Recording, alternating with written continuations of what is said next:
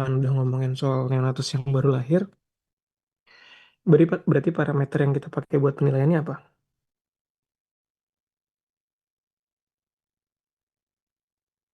Apgar skor. Iya, pakai Apgar ya, Apgar score. Kalau buat menilai apa namanya, buat nilai asfiksianya kita pakai apa? Down Kalau buat score dok. kayak down score, ya, jadi ada dua parameter yang kita gunakan. Ya, Apgar score sama down score. Ya, kalian udah bisa kan ya buat nilai Apgar sama down score kan ya? Udah menguasai lah ya. Maksudnya kurang lebihnya kalau Apgar tuh yang dilihat apa, kalau misalkan down score tuh yang dilihat apa gitu. Kalau Apgar apa? Kalau Apgar biasanya. A itu apa? A? Appearance ya.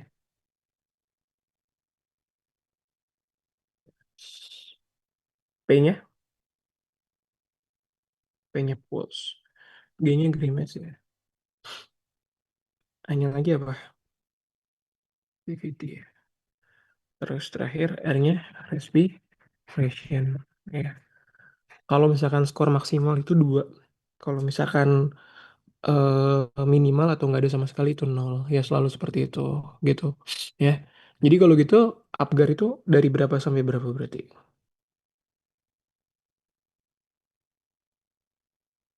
Tingkat sesaknya dok ya, apa gimana? Iya, kebagi jadi berapa kalau gitu. Apgar Ada skor. upgrade score itu ada Ada yang menit menit itu dok ya. 13, 35 mm, satu sama tiga. sama eh 7 dok ya, 7. Terakhir itu 7, 10 ya. Ini klasifikasi berdasarkan Apgar skornya. Kalau misalkan Apgar skornya 1 sampai 3 itu berarti dia asfiksia berat ya. Siber, siber asfiksia. Ini kalau misalkan 4 sampai 6 tuh mild sampai moderate ya. Kalau misalkan 7 sampai 10 berarti cenderung normal ya. Nah, berkebalikan kalau sama nilai apa? Down skor. Kalau ini kan dia semakin tinggi nilainya ya. Kalau misalkan pakai Apgar semakin tinggi nilainya semakin normal. Tapi kalau misalkan down score makin tinggi nilainya itu berarti makin jelek. Ya kalau misalkan down score yang dinilai apa aja? Pernapasan dok, berapa Iya, kali gitu. frekuensi nafas. Ya, terus apa lagi? Retraksi apa Retraksi. enggak? Ya, terus Ya, gitu, dok. stenosis betul. Ya, terus Reentry atau udara masuknya gimana? entry ya. Terakhir baru merintih ya. Merintih, ya merintih. Merintih. Dia sama ya skornya 01 sampai 012. Cuman dia bedanya kalau misalkan dia makin tinggi malah makin jelek. Ya. Nah, biasanya kalau misalkan lebih dari atau sama dengan berapa? 6 ya? Lebih dari atau Eh sama. Lebih dari 6 dok. Iya, berarti dia masuk ke distress, nafas, Kenapa berat. Ya. berat? Kalau 45 Ya, sedang dok. Yang sedang ya, mild tadi. distress apa sedang. Oke. Kalau misalkan di bawah 4 Ringan ringan dok, ya. yang ringan. Oke. Kalau 0 Normal. normal betul ya, jangan sampai terkecoh ya. Jadi kalau down score itu dia makin kecil nilainya makin bagus. Tapi kalau misalkan Apgar itu makin gede makin bagus. Ya, jadi ini tuh kita nilai kapan biasanya? Bertahap kan ya kalau Apgar ya. Menit pertama, menit kelima, sama menit ke-10 ya biasanya kalian nilainya ya. Yang upgrade dok ya? Apa yang down score? Yang Apgar. Kalau yang down score itu kan kita nilai kalau misalkan terjadi asfiksia aja kan. Buat kita Hmm. tentukan ini mau pakai apa. Tapi kalau misalkan yang Apgar ini kan setiap bayi yang baru lahir ya harus kita nilai ya berapa Apgar skornya gitu ya. Hmm. Oke, kalau misalnya down score tadi buat apa berarti fungsinya? Ngelihat dok ada gangguan pernapasan apa enggak? Iya betul ya. Berarti kalau gitu down score itu menentukan kira-kira nih bayinya kondisinya asfiksianya ringan, sedang, berat ya. Kalau misalkan ringan kan cukup pakai sunggup oksigen ya. Kalau misalkan berat ya mau nggak mau pakai ventilator. Kalau misalkan masih sedang ya berarti masih bisa lah ya pakai CPAP gitu. Jadi itu penentuan untuk menilai itu gitu. Ya. Udah ada yang belajar settingan CPAP belum? Bubble ya. Apa sih bubble gitu-gitu lah ya istilahnya kalau misalkan di kalian. Udah belajar caranya misalkan rumusnya berapa, FiO2-nya berapa, PEP-nya berapa gitu. Udah bisa settingannya. Kalau misalkan dokter nyuruh segini gitu, terus kalian settingannya udah bisa. Sebenarnya sih tinggal lihat itu ya doang ya. Biasanya di baliknya tuh ada tuh, di balik alatnya tuh ada pedomannya gitu. Kalau kalian butuh berapa persen ininya, tinggal di ituin aja, dimasukin satu-satu gitu. Ya, ya. Ya, jadi kalau misalkan kita dapat pasien asfiksia neonatorum, ya berarti kondisi ininya jelek ya, Apgar-nya jelek pada menit pertama, pada menit pertama, kelima, sama ke-10 ya. Terus kita evaluasi menggunakan down score ya. Down score berapa untuk menentukan kira-kira pemilihan suplementasi oksigennya mau menggunakan apa ya. Cukup dengan nasal kanul kah? Atau harus pakai sampai ke arah CPAP kah ya? Atau sampai ke arah ventilator ya. Pada bayi itu penggunaan apa namanya pemberian oksigen itu harus hati-hati juga ya karena pemberian oksigen dengan konsentrasi tinggi justru malah akan ngebuat alveolar kolaps ya. Jadi harus hati-hati juga gitu pemberian oksigen karena nggak main-main ya oksigen yang diberikan itu kan tekanannya juga cukup tinggi. Semakin tinggi dosis oksigennya juga semakin tinggi beban ataupun tekanan yang akan diberikan kepada alveolar ya gitu. Khawatirnya kalau misalkan kita malah bikin semakin tinggi tekanannya, semakin tinggi fraksi oksigennya, ya malah yang terjadi alveolarnya malah kolaps. Kalau alveolar kolaps bahaya ya, malah bisa terjadi atelektasis gitu. Jadi harus hati-hati juga kalau misalkan ngasih dosis oksigen gitu. Nah, sekarang kita ngomongin soal asfiksia neonatorum. Ya, kalau misalkan secara per definisi ya, berarti asfiksia neonatorum itu apa? Kondisi ketika bayi baru lahir ya mendapatkan apa? Asfiksia neonatorum. Gagal gagal napas dok. Iya, sebenarnya kita jangan biasakan menggunakan istilah gagal nafas ya. Soalnya kalau gagal nafas tuh ada diagnostiknya sendiri gitu. Gagal nafas tuh kan ada gagal nafas tipe 1, ada gagal nafas tipe 2 ya. Kalau gagal nafas tipe 1 berarti kan dia kekurangan oksigen. Gagal nafas tipe 2 itu yang tipikal takipnu ya. Artinya PCO2-nya tinggi sekali kalau gagal nafas tipe 2 gitu. Itu yang bisa jadi asidosis respiratorik gitu. Tapi kalau kita ngomongin soal asfiksia neonatorum itu berarti kondisi di mana bayi baru lahir tidak mendapatkan oksigen yang cukup ya, baik selama proses persalinan, ketika bersalin maupun setelah lahir ya. Ketika dia tidak mendapatkan suplementasi oksigen yang baik, apapun itu penyebabnya ya, mulai dari si bayinya itu sendiri memang belum matang ya secara paru-parunya, atau selama proses persalinan dia banyak menghirup mekonium misalnya ya, atau misalkan dengan cara persalinan yang kurang melakukan tekanan intratorakal sehingga banyak cairan yang masih terjebak di dalam paru-paru ya. Apapun penyebabnya, kondisinya adalah si bayi tidak mendapatkan oksigenasi yang baik ya sehingga terjadi gangguan perfusi. At the end tuh gangguan perfusi. Cuman ngomongin asfiksianya berarti suplementasi yang tidak baik, suplementasi oksigen di sini ya gitu. Nah, kalian diajarin asfiksia neonatal nggak sama konsulennya? Diajarin. Oke, yang diajarin asfiksia neonatorum apa aja? Ada berapa penyebabnya yang kalian tahu? Yang MAS bukan dok, MAS, RDS gitu gitu dok. MAS, ya terus Respiratory distress. kalau respiratory distress tuh adalah komplikasinya sebenarnya. Ya. Respiratory distress syndrome tuh adalah komplikasi dari itu semua ya, kondisi di mana tadi terjadinya gagal nafas akut tadi ya, gitu. Oke. Apalagi MAS. MAS itu apa? HMD, Meconium aspiration syndrome. Ya, meconium aspiration syndrome. Terus apa lagi tadi? Udah kesebut juga tuh tadi. HMD AMD, dok. Iya. AMD. Terus apa lagi? Eh, ini dok, pneumonia neonatus bisa dok. Oh, congenital pneumonia ya. Pinter Iya tuh. kalau kita pneumonia. Oh, tapi ini emang jarang dibahas ya. Biasanya kan ada 3 tuh ya. Yang khas satu lagi tuh apa? Displasia bronchopulmoner bukan dok? Displasia bronchopulmoner juga bisa ya. Cuman emang jarang dibahas juga nih yang belum. Yang satu lagi yang lumayan sering case-nya. Kalau yang congenital pneumonia sama displasia bronchopneumonia kan lumayan jarang case-nya ya gitu. Kalau BPD ini kan sebenarnya komplikasi kan. Komplikasi dari salah satu kondisi ini kelamaan dipakai oksigen jadinya BPD ya. Satu lagi yang belum disebut apa? Biasanya banyak pada bayi-bayi yang lahir lewat SC biasanya. TTN dok. Iya, TTN ya. TTN apa kepanjangannya TTN? Transient takip no newborn dok. Iya, transient, takimnu newborn ya, gitu. Oke, ya. Jadi sebenarnya kalau misalkan secara apa namanya?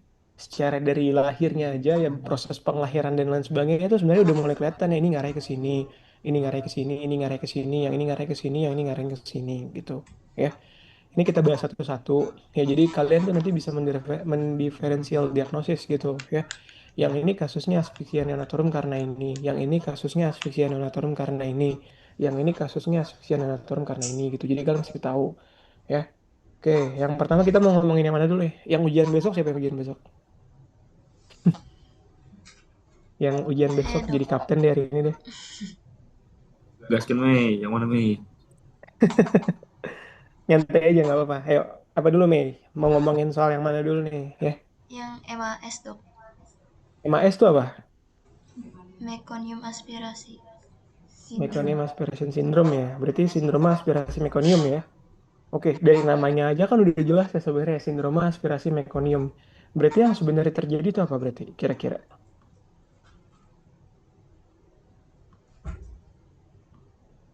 Jadi Eh, si Renatusnya, eh, bentar.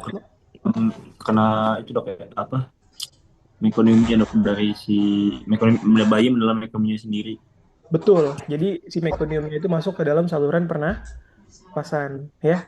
Mekoniumnya teraspirasi masuk ke dalam saluran pernafasan si bayi ya. Sesuai dengan namanya ya, sindroma aspirasi mekonium. Berarti meko masuk jalan nafas gitu ya. Yang parah kalau dia emang sampai ke alveolus gitu ya. Mekonium itu sebenarnya apa sih? Kamu di sini baru mau aku cek. Mekonium berarti sepakat nggak kalau kita bisa bilang kotoran si bayi? Mesti mulu. Sepakat ya, mekonium tuh kotoran si bayi gitu ya. Oke, kita udah tahu nih ya. Berarti kalau gitu selama proses pengelahiran biasanya ketubannya warnanya udah Kenapa hijau, juga lupa keker, lagi? keruh ya. Ya udah Berarti kita bisa curiga ini, makasih oh ya nih sih ya. jangan-jangan kalau misalkan yang terjadi asfiksia bisa jadi ini adalah suatu bentuk sindroma aspirasi mekonium ya. Kalau gitu sindroma aspirasi mekonium lebih sering terjadi pada bayi yang apa? Preterm, aterm, atau posterm?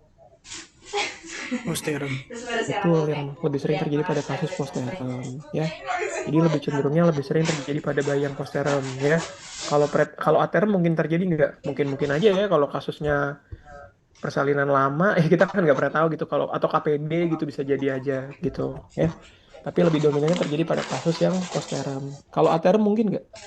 Kalau preterm.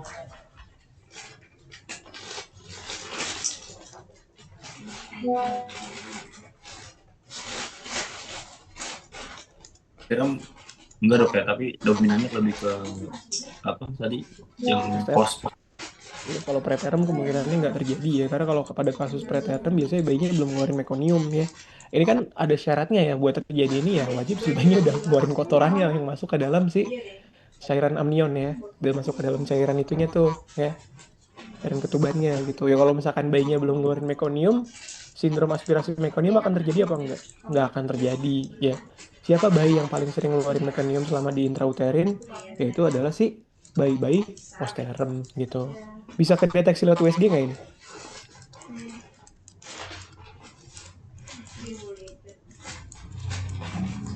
Nggak bisa dok ya, aku bisa nggak bisa. Gimana? Kalau di sana pernah ada yang dapat nggak? Ini kayaknya mekoniumnya udah kotor nih gitu. Ada yang dapat kayak gitu nggak?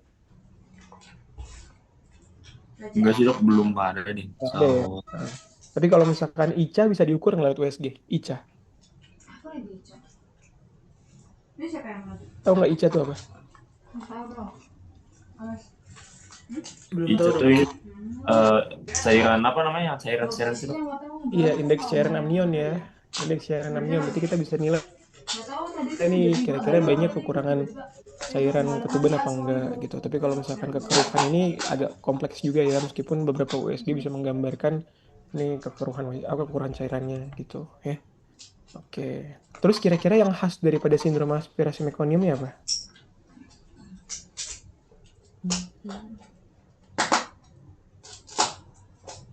Yang khas-khasnya biasanya kan buat apa namanya? Buat ujian gitu. Ya.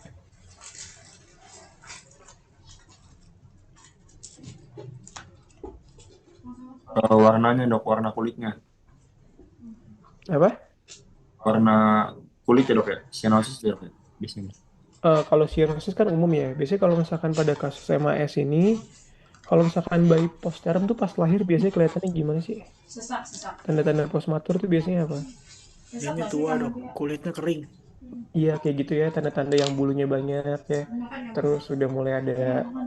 tanda-tanda bayi udah mulai agak lama lah gitu ya. Harusnya dia udah keluar dari kapan tahu Oh lu gitu ya. kayak Amel Karena kan gede. gini ya, nggak semua Aku burgernya orang pasang itu di tahu usia fotomu kehamilannya ini berapa gitu burger ya. banget. Kalau misalkan Ini dibilang udah postpartum gabung tuh gede. usia kehamilan berapa Dia sih? Tahu datang nggak? request.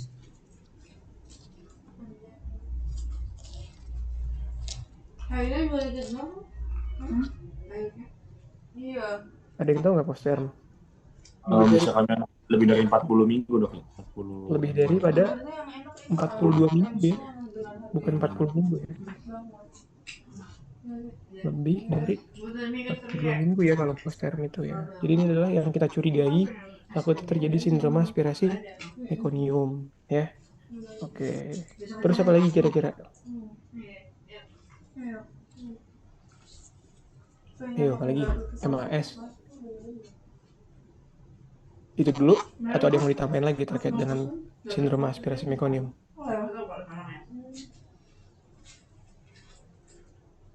Dulu Gimana? mungkin Itu dulu. Yang mau ujian besok gimana? Ada yang mau ditambah terkait MAS? Meconium aspiration syndrome ya. Jadi itu nanti akan ketemu mind mappingnya ya. Ketika kita udah bahas 55 ini nanti di bawah akan ada mind mapping yang ngegambarin nanti buat ujiannya gitu. Jadi kalau misalkan oh bayinya preterm nih, kayak gini gini gini berarti ngarahnya ke sini. Bayinya postterm berarti ngarahnya ke sini. Bayinya aterm tapi lahir lewat SC nih, berarti kemungkinan yang ini. Oh yang ini keluhannya cuma ada sehari 2 hari.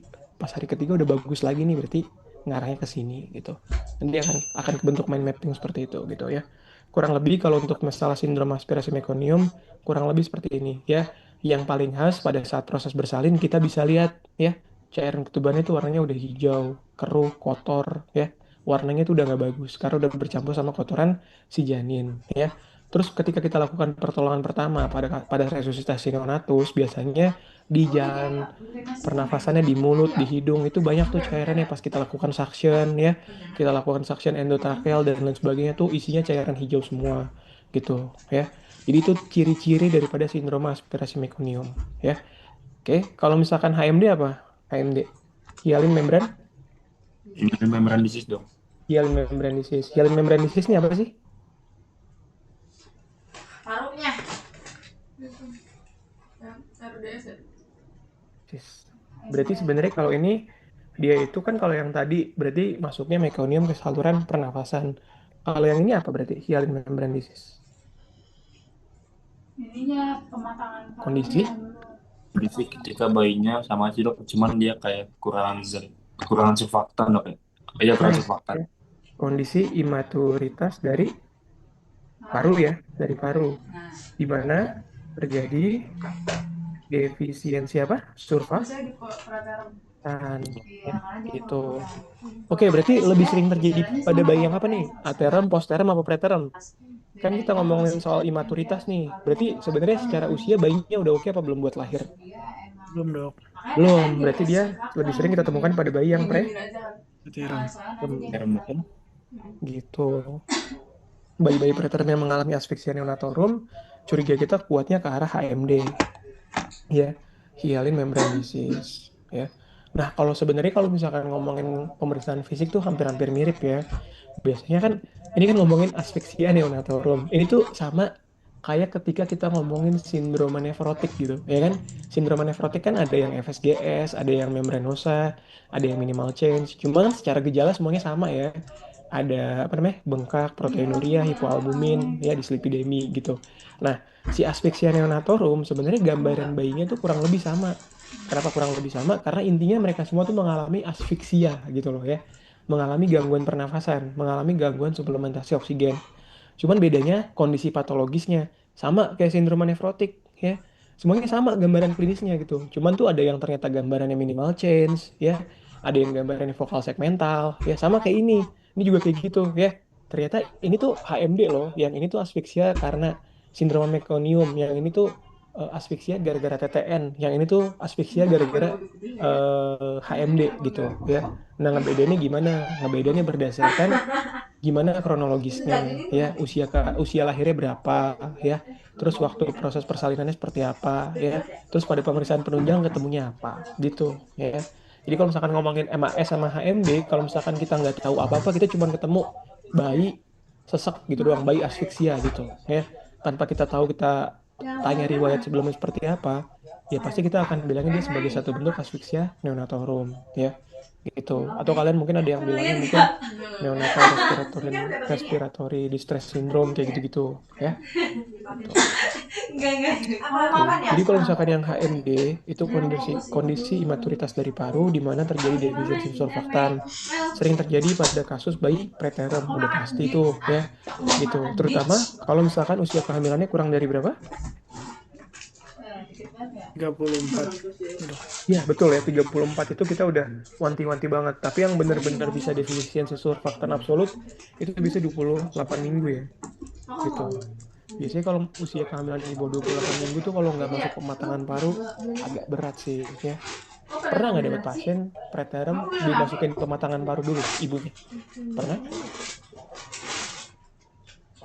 Kayaknya yang dua Udah terlalu kalau pernah ya. Biasanya nerimanya udah langsung stabil gitu dok. Oh, Kalau yang awal Jadi itu biasanya Cuma nggak tahu. tinggal follow up aja dok itu. Bisa anak objin dok ya. iya iya. Jadi biasanya ibunya tuh ini ya, misalkan ibunya KPD usia kehamilannya baru 33 minggu gitu ya. Biasanya ntar sama dokternya tuh dimasukin dexamethasone dulu 2 hari ya, baru nanti di SC gitu. Tapi tergantung kondisi, yang nggak selalu bisa sampai masuk full dosis pematangan paru ya. Jadi pematangan paru tujuannya untuk mematangkan surfaktan. Surfaktan sendiri itu sebenarnya sel yang ada di mana? Tadi Pak nggak bingung kan? Iya, kata ibunya. alveoli dok. Betul ya, yang ada di alveoli. Di alveoli itu terdapat apa aja sih? Biasanya habis gue tuh. Jadi kalau alveolus itu bentuknya sebenarnya kayak bulat-bulat gitu ya sebenarnya ya. Mirip-mirip kayak bulat-bulat gitu dia. Ya. Shape. Mana ya shape? Sebenarnya itu mirip kayak bulat-bulat kayak gini aja gitu bentuknya ya. Tapi bergelembung gitu ya. Dia tuh ada epitel alveolar, ada sel surfaktan ya. Terus dilapisi oleh yang namanya serabut elastin ya. Alveolus itu ada serabut elastin. Fungsi daripada serabut elastin adalah untuk mengembang dan mengempis. Pada saat kita melakukan proses inspirasi, narik nafas, dia akan mengembang ya, menjadi besar gitu, dibantu oleh serabut elastin. Tapi kalau misalkan pada saat dia membuang nafas, dia akan mengecil ya. Selalu seperti itu alveolus sifatnya ya.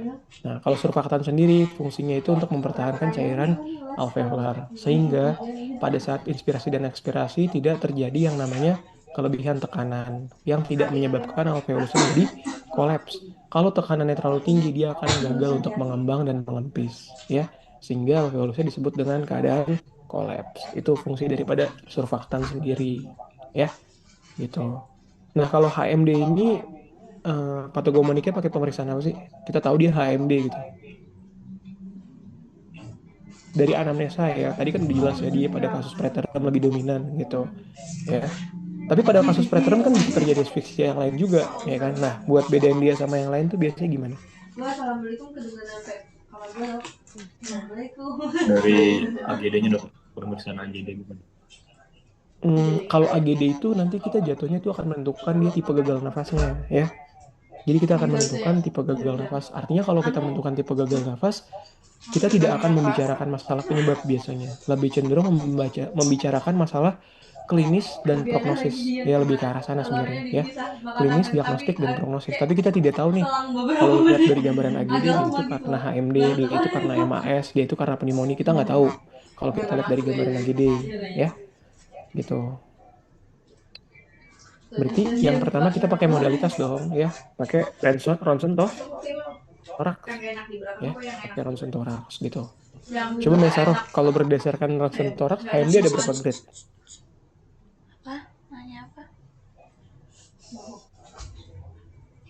Ada berapa grade kira-kira? Atau yang lain temennya mau bantuin? Ada 4 dok. Ada 4 grade ya. Grade 1, 2, 3, 4 ya. Bedanya itu apa aja? Kalau grade 1 itu dia granuler dok, tidak ada bronkogramnya. Iya, bener ya. Kalau grade 1 apa tadi? Ada Bercak aja ya. Bercak aja ya dok. Retikulogranuler ya bahasanya. Retikulogranuler.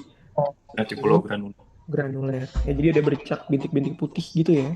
Cuman bercak-bercak aja ya, bintik-bintik putih. Ya kalau misalkan dia yang grade 2, Yang bronkogram dok. Jadi cuman grade 2 itu berarti gambaran grade 1 Gambaran tadi radiolucent di bronkusnya. ya terdapat yang namanya R bronkogram. Udah pernah lihat gambarnya belum? R bronkogram tuh kayak gimana? Jadi di dalam tengah-tengah ya di perihiler yang tempat-tempatnya bronkus, nanti kalian akan melihat satu garis warnanya hitam. Itu yang disebut dengan R bronkogram ya. R bronkogram tuh gambarannya tadi sesuai yang disebutkan sama si Mesaro ya, radiolucent gitu. Ya, gambaran radiolucent di bronkus. Kalau misalkan grade 3 gimana? eh, ini dok apa? Ground glass. Di diafragma sama jantungnya nggak kelihatan dok, kayak buram-buram. Oke. Jadi apa? Udah mulai makin jelek lagi ya. Biasanya itu kita sebutnya ground glass appearance ya. Biasanya dulu kita nyebutnya kayak gitu karena gaya gambaran apa namanya? Bagian bawah dari gelas gitu ya. Udah nggak jelas lah bentukannya. Udah nggak bisa ngeliat batas jantung paru dan lain sebagainya. Ya, ground glass appearance ya. Kalau misalkan grade 4 gimana berarti? Dia white lung dok, kayak opak gitu.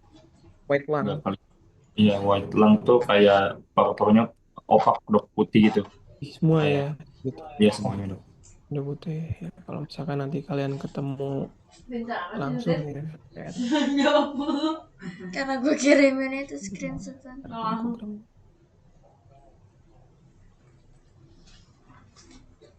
Ini nih, yang garis hitam-hitam ini nih, ya.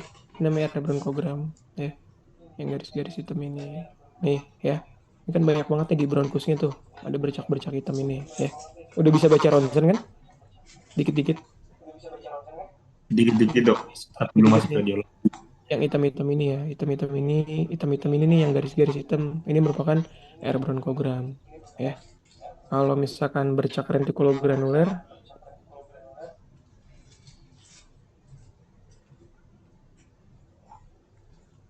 bercak-bercak putih-putih gitu ya, bintik-bintik putih, ya. Bintik-bintik putih aja gitu, ya. Bercak-bercak putih. Kalau misalkan gambaran white lung itu yang paling khas ya, white lung. Iya, the white lung. Jadi paru-parunya itu kayak udah radiopak semua. Radiopak tuh putih, radiolucent tuh hitam ya. Kalau kayak gini kita nyebutnya the white lung sih, ya. Ini berarti banyak proses entah peradangan, entah cairan dan lain sebagainya itu yang menutupi saluran pernafasan ya. Saluran pernafasan gimana pembagiannya? Yang dapat BP siapa tadi? Astrid dok. Outstreet lagi nggak ada ya. Oke. Jadi kalau misalkan saluran pernafasan gimana sih? Kalau saluran pernafasan tuh abis dari trakea dia kemana? Trakea nih ya, ini kan trakea di tengah ya. Terus nanti dia akan bercabang jadi ke kanan sama ke kiri, yaitu namanya karina ya. Nah karina itu nanti akan bercabang menjadi bronkus tuh ya. Ini bronkus cari ronsen normal, ini jelek banget sih. Ya ini masih kelihatan sih ya. Ini terus bercabang jadi bronkus ke arah sini, sama yang satu lagi ke arah sini nih, masih kelihatan juga ya kanan kiri. Makin ke ujung jadi bronkiolus, baru terakhir alveolus gitu. Itu saluran pernafasan ya. Jadi kalau misalkan bedanya pneumonia sama bronkopneumonia apa? Berarti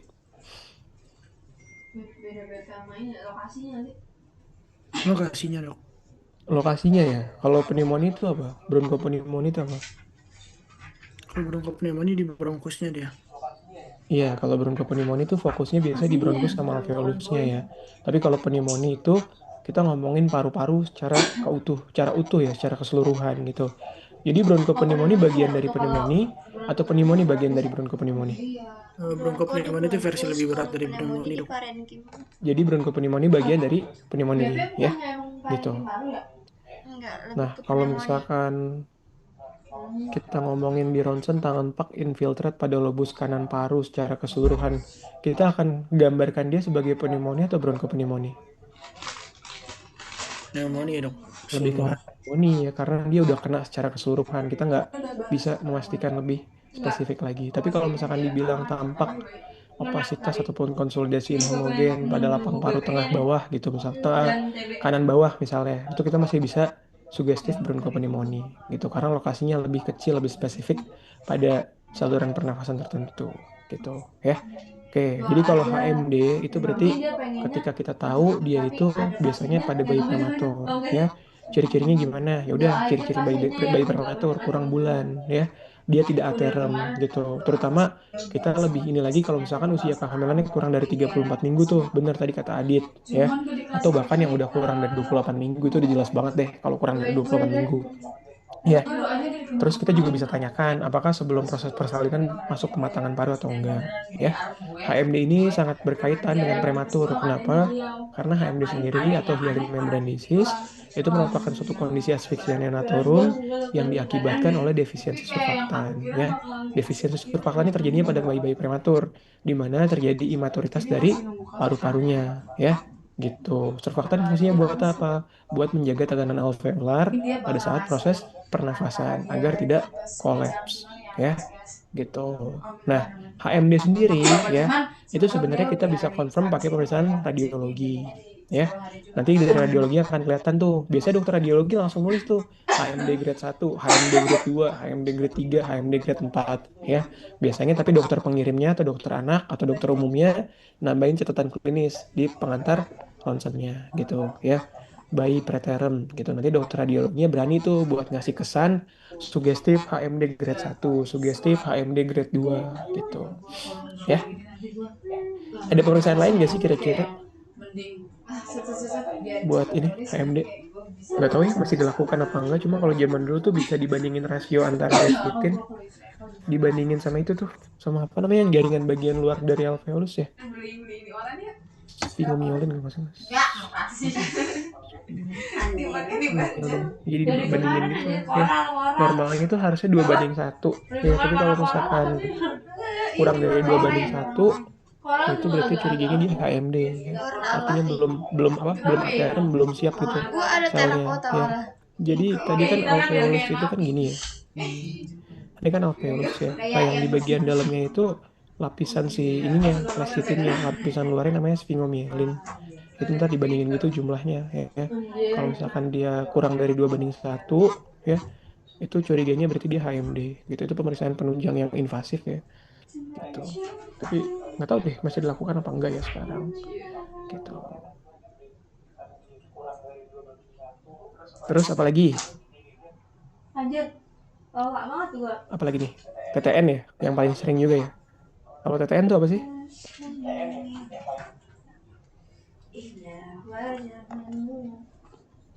Dia karena jalan lahirnya nggak lewat pervaginam, jadi nggak Betul ada tekanan ke parunya. betul ya, proses lahiran tidak mendapat kompresi paru yang adekuat ya, sehingga cairannya masih numpuk di interstisial paru ya gitu. Biasanya kita curiganya pada pasien yang gimana nih kalau misalkan TTN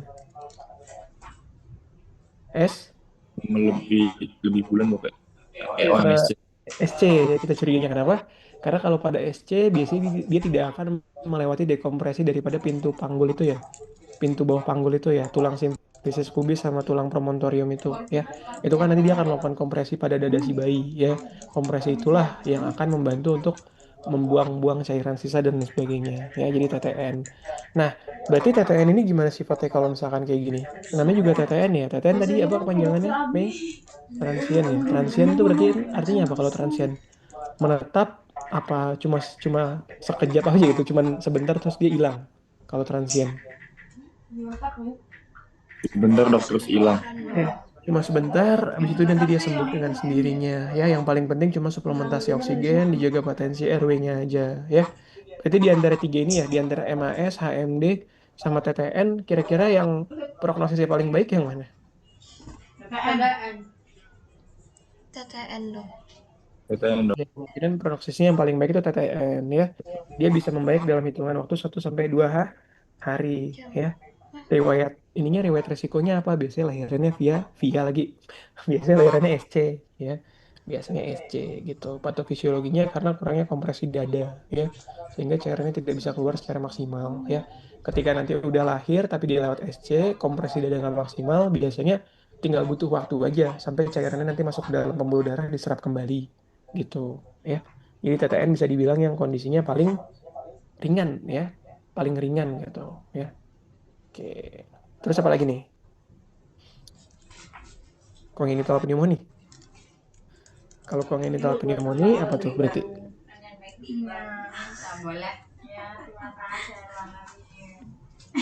Congenital pneumonia adalah kondisi pneumonia yang disebabkan oleh infeksi mikroorganisme ya yang port di entry-nya pada proses persalinan gitu ya. Ngerti nggak maksudnya gimana? Karena lahirnya per vaginam ya dok. Iya, Biasanya. biasanya lahirnya nggak steril tuh ya, apa segala macam. Akibatnya bikin kolonisasi mikroorganisme di paru-parunya gitu ya. Dan manifestasi yang klinis manifestasi pneumonia gitu. Betul. Paling sering berkaitan dengan persalinan yang tidak steril ya. Ya gambaran ronsennya berarti ketemunya apa? Gambaran pneumonia ya biasanya ya. Pneumonia ya.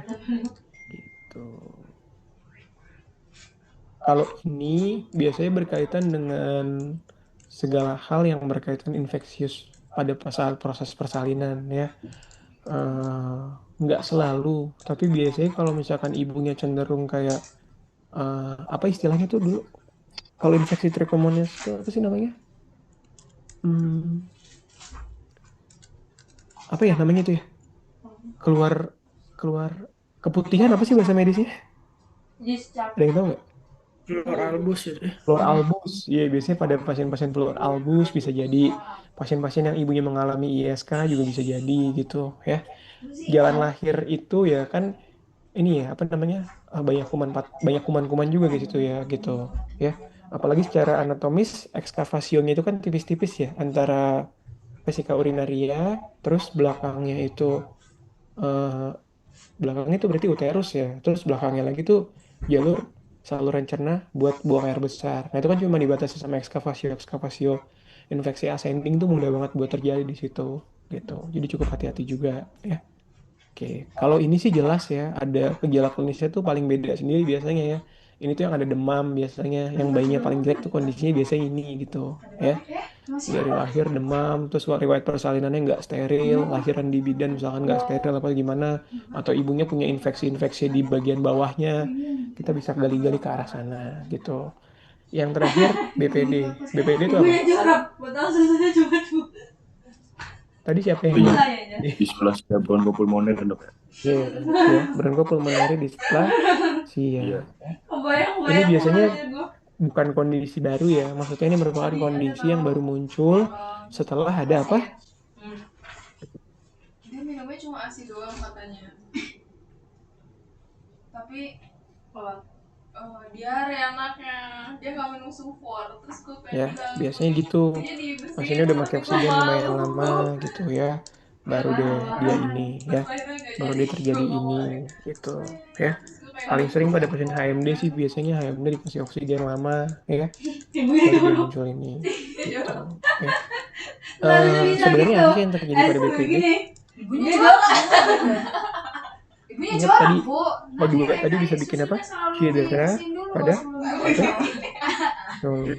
Jadi BPD ini gambarannya gambaran cedera pada alveolus ya. Kolaps tuh. Si alveolusnya. Ya, alveolus kolaps. Berarti gambaran ronsennya biasanya ketemunya apa? Kalau udah berkaitan dengan kolapsan? Neneknya gitu. Hipoinflasi dok. Neneknya dilap. Apa? Hipoinflasi bukan dok. Kita nggak pernah menggunakan istilah inflasi sih sebenarnya ya. Tapi mungkin pernah dengar kata ini nggak? Tanya dong. Neneknya kan bahasa Jawa. Atelektaksis. Jadi kalau atelektaksis paru-paru yang kolaps tuh kayak gini nih. Atelektaksis ya. Ini gambaran. Aduh. Nih ya, paru-parunya kolaps ya. Ini juga nih bagian dari atelektasis juga nih ya. Ini ada namanya kalau istilah medisnya ya. Paru-parunya kolaps. Trakeanya nih yang hitam-hitam ini dia ketarik ke arah paru-paru yang kolaps ya. Gitu. Ini bentuk atelektasis. Nih, trakeanya jelas banget nih ketarik ke arah kanan ke arah kiri semua ya. Nih, tarik ke arah sini. Nah, biasanya gambaran dari udah pada BPD kalau di ronsen tuh bisa menggambarkan atelektasis ya. Jadi 5 kasus yang paling sering pada asfiksia neonatorum itu disebabkan oleh MAS ya, sindrom aspirasi mekonium, HMD, hyaline membrane disease, congenital pneumonia, terus BPD, sama yang terakhir TTN. Ya, ini adalah kondisi-kondisi yang paling sering mengakibatkan asfiksia neonatorum ya, gitu. Nah, baru nanti kita breakdown satu-satu. MAS ya, atau meconium aspiration syndrome. Itu biasanya terjadi pada bayi yang posterem ya, di mana terjadi ya masuknya cairan ketuban yang sudah bercampur dengan mekonium si bayi sehingga menyebabkan obstruksi atau sumbatan pada jalan nafas ya. Dominan terjadi pada bayi posterem ya. Gejala klinis yang ditimbulkan ya gejala klinis asfiksia pada umumnya gitu. Cuman biasanya di dalam saluran pernafasan atau di jalan nafasnya, terutama di mulut dan hidung kita bisa melihat tuh adanya cairan ketuban yang sudah berwarna hijauan akibat mekonium ya. Terus yang kedua HMD atau hyaline membrane disease ya. Sama gambarannya pasti asfiksia juga gitu ya. Kita lihat dari grading Apgar ataupun dari down score-nya gitu. Cuman di sini ketika kita gali lebih lanjut, dia cenderung terjadi pada bayi-bayi yang prematur ya, di mana kondisinya parunya itu belum matur ya, sehingga terjadi defisiensi surfaktan ya. Surfaktan sendiri berfungsi untuk menjaga tekanan cairan pada alveolus. Ketika itu tidak bisa terjaga dengan baik, maka proses difusi daripada oksigen dan karbon dioksida juga tidak akan terjadi dengan baik. Cenderung parunya akan jadi kolaps ya, gitu. Intinya ini sangat berkaitan dengan preterm dan defisiensi surfaktan ya. Untuk HMD sendiri grade-nya ada 4 kalau misalkan kita lihat pakai ronsen, grade 1, grade 2, grade 3, dan grade 4. Grade 1 itu tadi gambarannya cuman ketemu bercak retikulogranuler ya. Retikulogranuler tuh bercaknya tuh kayak jarum bulat-bulat gitu ya. Kalau grade 2 itu grade 1 disertai dengan adanya gambaran air bronkogram ya. Ada gambaran radiolusen yang menggambarkan dinding daripada bronkus biasanya ya. Kalau grade 3 itu grade 2 disertai dengan dokternya tadi groundless gimana? appearance ya. Jadi itu udah nggak jelas antara batas paru dan jantungnya. Kalau grade 4 itu udah white lung ya. Hampir semuanya tuh udah radio opak gambarannya. Udah susah ya dievaluasi ini gitu. Terus ada kondisi yang ketiga congenital pneumonia ya. Ini tuh sebenarnya gambaran pneumonia pada umumnya, cuman terjadi pada inapus yang penularan mikroorganismenya terjadi pada proses persalinan yang nggak steril ya. Pneumonia itu dulu kita gampang triasnya demam batuk sesak ya. Demam batuk sesak itu merupakan trias pneumonia pada zaman gua dulu ya, buat diagnostik tuh selalu seperti itu gitu. Tapi kalau sekarang kan udah ada dari PNPK terbaru ya terkait pneumonia. Coba deh kalau misalkan nanti kan kalian baru stase baru ya, nanti makin kalian ke depan tuh tinggal buka aja. Misalkan kalian mau nyari penyakit apa gitu, kalian cari aja PNPK-nya gitu ya. Biasanya kalau kementerian udah bikin PNPK-nya, itu ngambil sumbernya tuh dari perhimpunan ya. Kalau anak berarti ngambilnya dari IDAI. Kalau paru dari PAPDI berarti ya, kalau paru ya. Udah diambil dari sana lah gitu. Kalau Opjin dari POGI gitu. Jadi PNPK tuh udah ada algoritma lengkapnya ya. Tapi nggak semuanya ada, nggak semua penyakit ada. Biasanya penyakit-penyakit yang banyak aja kasusnya gitu ya. Oke, congenital pneumonia dari Pyeongtatus yang diakibatkan oleh infeksi mikroorganisme yang masuk atau melewati port di entry pada saat proses persalinan yang tidak steril. Gejalanya gejala pneumonia biasanya ada demam, ya, gejala asfiksia pada umumnya yang dapat dinilai pada penilaian Apgar score dan juga Down score ya. Terus selanjutnya ada BPD atau apa tadi BPD kepanjangannya? Sarah, apa tadi BPD kepanjangannya? Displasia bronchopulmonal dok. Iya betul ya. Bronchopulmonary dysplasia ini berarti merupakan kondisi lanjut di mana terjadi kerusakan alveolus akibat pemakaian oksigen dosis tinggi dalam jangka waktu yang lama ya. Paling sering menyerang pasien-pasien HMD yang sudah lama menggunakan oksigen ya. Terus ada lagi apa di situ? TTN ya.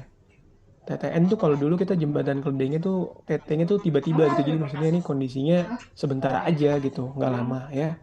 transient takipnu. Jadi cuma sebentar, habis itu bisa membaik dalam waktu 1 sampai 2 hari biasanya. Ya, TTN ini cenderung kita temukan pada pasien-pasien yang lahir dengan kondisi post SC biasanya. Kenapa? Karena tidak terjadi kompresi dada yang adekuat lewat jalan lahir. Ya, kalau misalkan dia lahir secara pervaginam, dada si anak kan kena kompresi dari tulang os pubis sama promontorium ya. Ketika melewati pintu keluar panggul atau pintu bawah panggul itu, dadanya terkompresi sehingga cairan yang ada di sana akan terdorong keluar ya. Sedangkan pada kasus yang lahiran lewat SC, cairannya itu cenderung masih ada di dalam saluran pernafasan ya. Untuk dia bisa diserap melalui kapiler di dalam paru-paru itu membutuhkan waktu ya. Selama proses itu biasanya pernafasannya nggak adekuat ya gitu. Nah, sekarang kita ngomongin tata laksana daripada tiap masing-masing penyakit ya. Sebenarnya yang pertama pasti kita akan tata laksana kondisi asfiksianya ya. Kondisi asfiksianya akan kita tata laksana. Tadi kita lihat berapa down score-nya, baru kita tentukan terapi oksigen yang akan diberikan ya. Berarti artinya apa? Ada nggak HMD yang suplementasi oksigennya itu cuma pakai nasal kanul? Ada ya.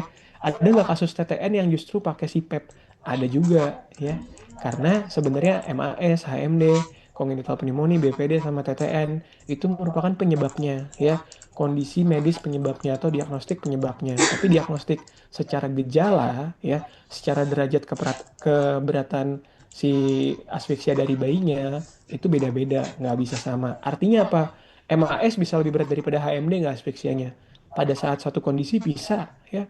Bisa aja MAS itu udah pakai CPAP ya. Tapi bisa juga MAS itu ya udah gitu. Habis ditanganin, habis diresusitasi awal, emang sih ada apa namanya? Ada mekanisme yang masuk, tapi habis itu bagus-bagus aja bayinya. Dan skornya tuh ringan-ringan aja gitu. Ada ya. Ada juga dia yang TTN tapi totalnya berat gitu. Ada, tapi meskipun cenderungnya kalau TTN tuh biasanya ringan sih. Karena kan nggak ada kondisi patologis yang gimana-gimana banget ya. Secara surfaktan dia ready. Nggak ada sindrom aspirasi mekonium, nggak ada infeksi. Cuman dia nggak kena kompresi dada pada saat jalan lahir keluar aja gitu ya.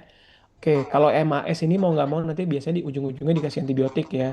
Karena kan mekonium itu isinya kotoran bakteri. Ya, jadi udah disaksin-saksin sampai saksin endotrakeal, biasa ditambahkan antibiotik ya. HMD itu definitifnya perhatikan berarti di apa ya kalau HMD? Dikasih apa kalau HMD? Surfaktan, Dok. Betul, ya HMD itu dikasih surfaktan ya. Kalau congenital pneumonia kita tata laksana pneumonia berarti kita berikan antibiotik. Kalau BPD,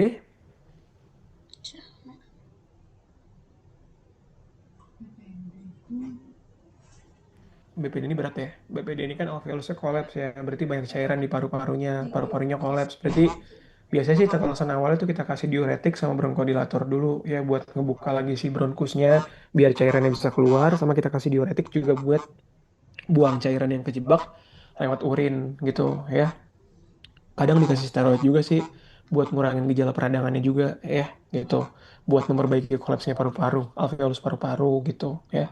Biasanya kalau misalkan BPD itu juga ada komplikasi ke arah jantung ya. Karena sangat berkaitan ya antara hambatan di saluran pernafasan dengan jantung kanan utamanya ya. Dengan si jantung kanan itu sangat berkaitan. Karena semakin besar obstruksi yang ditimbulkan di paru-paru, kerja daripada ventrikel kanan itu juga semakin tinggi gitu. Karena dia harus memompa kan, memompa darahnya gitu ya untuk masuk ke dalam arteri pulmonal. Arteri apa vena? Arteri pulmonalis ya. Tapi itu satu-satunya arteri di tubuh kita yang mengandung CO2 ya. Di tempat lain kan arteri semuanya O2, tapi arteri pulmonalis tuh arteri yang mengandung CO2 gitu ya. Oke, terus TTN ya. TTN ini dia merupakan kondisi asfiksia yang terjadi pada bayi yang biasanya lahir lewat SC tadi ya. Gitu. Oke, terkait asfiksia neonatum, ada yang mau ditanyakan nggak sebelum kita lanjut ke contoh soal? Bukan contoh soal ya, mind mappingnya ya. Mas Araf mungkin ada yang mau ditanyakan?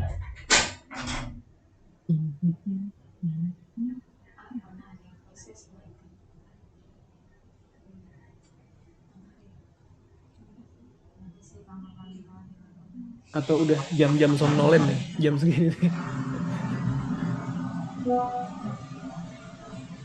Gimana Maiser? Gue dok soalnya dia jam 12:30 mau ke Bangsal katanya dok. Oh dia lagi jaga. nggak kita udah jaga dok, cuman kita mau ngakalin aja kayak jadi jam setengah satu mau ke bangsal gitu, ke bangsal bayi. Jadi biar kita tahu Ada eh, kasusnya apa aja ya. ya Pak, pokoknya Pak kasusnya itu benar pasien baru banget dok, baru baru lahir banget dikejadian kasus gitu. Oh, tapi ujiannya besok. Oh iya besok ya ujiannya ya bener ya. Ya, jadi ujiannya jam 6 dok. Sebenarnya kan kita bisa dari malam ya, kayak ngituin ke perawatnya dok, perawat bangsalnya. Hmm. Terus, eh, terus jam 6 tuh biasanya dokternya suka nelpon yang ujian, jadi ngambilnya yang ini gitu. Nah biasanya dokternya tuh dapat laporan dari perawatnya dok gitu. Jadi kita jadi Mesero malam itu biasanya ke Bangsal, kata tadi mau ke Bangsal, mau lihat bayi baru gitu dok. Terus ujiannya habis duhur sih dok. Oh jenis yang iya sih. Ya masih sama aja ya, kayak dulu ya. Kita nyari pasien malam-malam kita lihat ada pasien barunya apa aja. Masih sama ya koas kurang lebihnya kayak gitu lah ya. Gitu. Ya mudah-mudahan sih. Hmm, ya mudah-mudahan sih ini ya antara asfiksia atau hiperbil. Tapi jujur kalau misalkan kalau Mesaroh kuat di teori banget, mudah-mudahan sih dapetnya hiperbil ya. Apa Icterus neonatorum? Icterus neonatorum ya. Karena kan dia murni teori aja gitu ya. Kalau asfiksia ini mungkin lebih ke case gitu ya. Gitu sih. Oke, ulang tahun. oke kita lanjut. Oh iya kita ke ini dulu ya. Ke apa namanya? Ke Bebek. contoh ininya ya. Contoh mind mapping pola berpikir ya buat asfiksia neonatorum ya. Oke, berarti nanti kalau misalkan dapat pasien ya, pasien asfiksia gitu ya. Sebenarnya sih kalau misalkan kalian berarti dapat pasien itu udah nggak yang jelek ya. Maksudnya udah yang tertangani dong ya. Entah dia mau terpasang CPAP dan lain sebagainya, intinya tata laksana awalnya udah dilakukan sama dokter jaga dan juga bidan-bidannya. Berarti kayak gitu ya. Kalian tuh dapetnya yang dari Perina dari Nicu berarti kan? Dapetnya yang dari situ ya. Iya dok. Pokoknya Hmm. baru lahir banget dari anak Dari objin. iya baru baru banget sama mereka. Terus udah selesai di resusitasi awal, dimasukin ke Perina atau ke Nicu gitu. Nah kalian ngambilnya yang di situ kan berarti kan dari Nicu Perina itu ya. Dari Perina dok, kalau dari Micu nggak dari Perina. Oh dari Perina aja berarti ya. Oke kalau misalkan nanti dapat pasien asfiksia ya, lihat tuh di dalam itunya di dalam apa namanya laporan persalinannya ya gitu. Lihat apa namanya Apgarnya berapa? Apgar menit pertama, menit kelima, menit ke-10 ya. Terus nanti dinilai down score-nya berapa ya. Nah dilihat dari down score-nya udah cocok belum? Ini sama terapi suplementasi oksigen yang diberikan gitu ya. Terus nanti lihat lagi riwayat gimana. Oh, ini bayi lahir SC aterem gitu. Terus tiba-tiba terjadi kayak gini ya. Gitu berarti curiganya kita ke arah TTN gitu. Ya, oh ini bayi ternyata lahir posterem. Waktu lahir ternyata cairan ketubannya warnanya hijau, kotor, keruh. Oh, berarti kita curiganya sindroma aspirasi mekonium ya. Oh, ini bayi preterm gitu ya. Ini bayi preterm berarti kita curiganya jangan-jangan satu bentuk HMD gitu. Kemungkinan kayak gitu ya. Terus nanti kalian kan pasti udah dapat hasil penunjangnya juga ya, seminimalnya laboratorium sama ronsen gitu ya. Sebenarnya kalau ronsen yang paling khas biasanya HMD ya. Kalau TTN sama sindrom aspirasi mekonium tuh nggak terlalu spesifik. Tapi kalau misalkan HMD jelas pakai yang grading tadi gitu. Jadi kalau misalkan nanti dapat pasien asfiksia, pola berpikirnya tuh mau nggak mau mundur ke belakang karena kan kita nggak bisa anamnesis si bayinya kan ya. Kita mundur ke belakang. Ini apa yang terjadi sebelum persalinan, intra persalinan, sama setelah persalinannya, gimana Apgar skornya, gimana down skornya. Itu pola pikirnya selalu seperti itu ya. Dari Apgar skor menit pertama ke 5 ke 10, kita bisa tahu dia masuk ke dalam asfiksia ringan, dia masuk bisa normal, iya udah dia bisa normal, ringan sedang atau berat gitu ya. Kemudian juga dari down skornya kita bisa tahu nih dia termasuk apa namanya yang down skornya ringan, sedang atau berat ya atau sama sekali nggak ada gejala sesak gitu ya. Nanti kita bisa tentukan yang cocok buat dia pakai suplementasi oksigen yang mana gitu. Pola pikirnya selalu seperti itu ya. Anamnesis, pemeriksaan fisiknya, ketemunya apa aja, baru penunjang. Pemeriksaan fisik yang dilakukan berarti apa tadi, Mesaro? Atau yang lainnya boleh jawab. Yang bisa kita lakukan di Perinda berarti kan kita udah nggak bisa nilai Apgar score lagi kan. Ya kan? Biasanya kan udah lewat tuh fase-fase nilai Apgar score. Berarti yang kita evaluasi adalah si down score-nya ya. Kita hitung frekuensi nafasnya. Frekuensi nafas normalnya berapa sih kalau misalkan bayi baru lahir? 40 sama 60. Maaf. 30 sampai 60 dok. Iya, range-nya tuh biasanya 40 sampai 60 ya frekuensi nafasnya ya. Jadi kalau misalkan dia kurang dari 60 ya, itu down score-nya 0 ya. Tapi kalau misalkan antara 60 sampai 80 itu down score-nya 1. Cowok itu Ya, kayak tapi kalau lagi misalkan lebih dari 80 berarti down score-nya 2 yang ya. berat-berat gitu Terus ya. retraksi ya, itu kita lihat juga tuh, wajib kita lihat retraksinya ya. Gitu. Retraksi ringan, retraksinya ada apa enggak? Ringan atau berat gitu ya. Kalau yang berat tuh kelihatan ya, di interkostal tuh udah kelihatan banget. Kalau yang ringan tuh biasanya baru di diafragma aja, otot bantu diafragma. Tapi kalau udah yang berat tuh kelihatan banget deh, bahkan sampai ke arah yang apa nih? Infraklavikular ya berarti ya. Yang di atas atas itu juga ikut bergerak semua gitu ya. Terutama pas dia proses inspirasi gitu ya.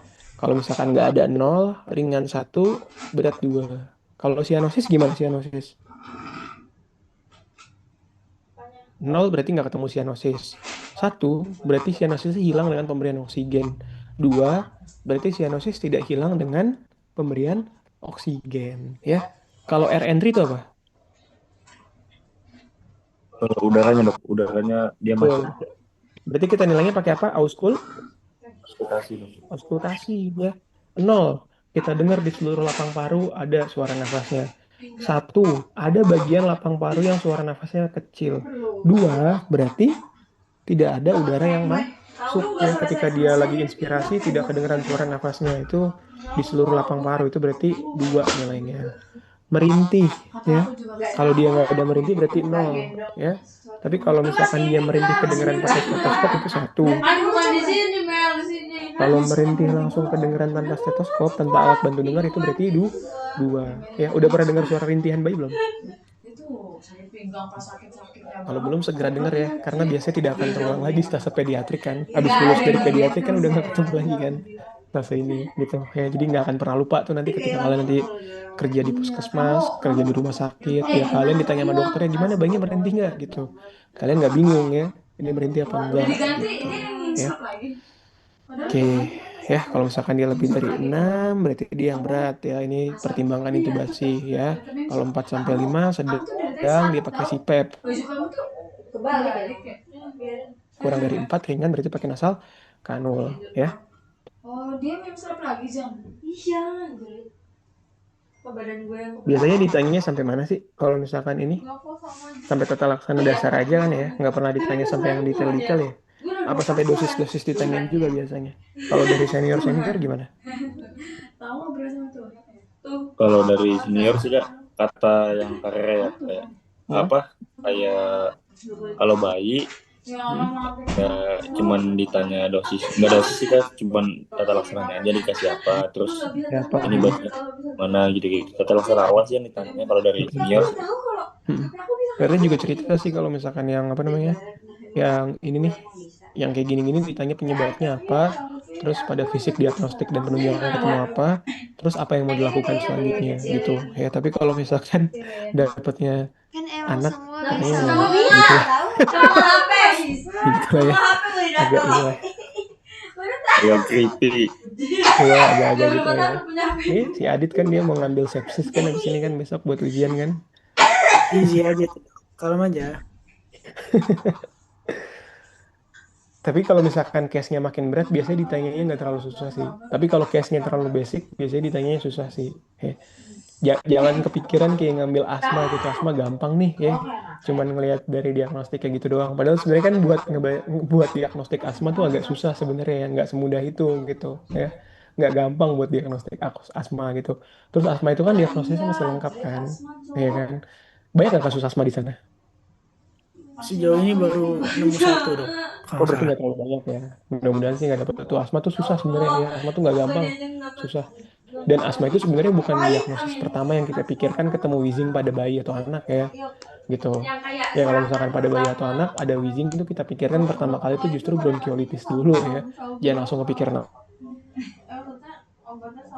Sama infra itu paling infra Oke, terkait dengan asfiksia non-natural yang ujian besok gimana? Aman? Gimana Mei?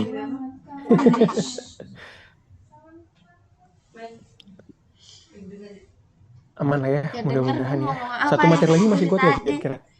Kita mau ngajarin ini sih sebenarnya ya. Kalau misalkan bronchopneumonia, pneumonia gitu. Itu kan sebenarnya kalau cara mendiagnostiknya nggak terlalu rumit ya.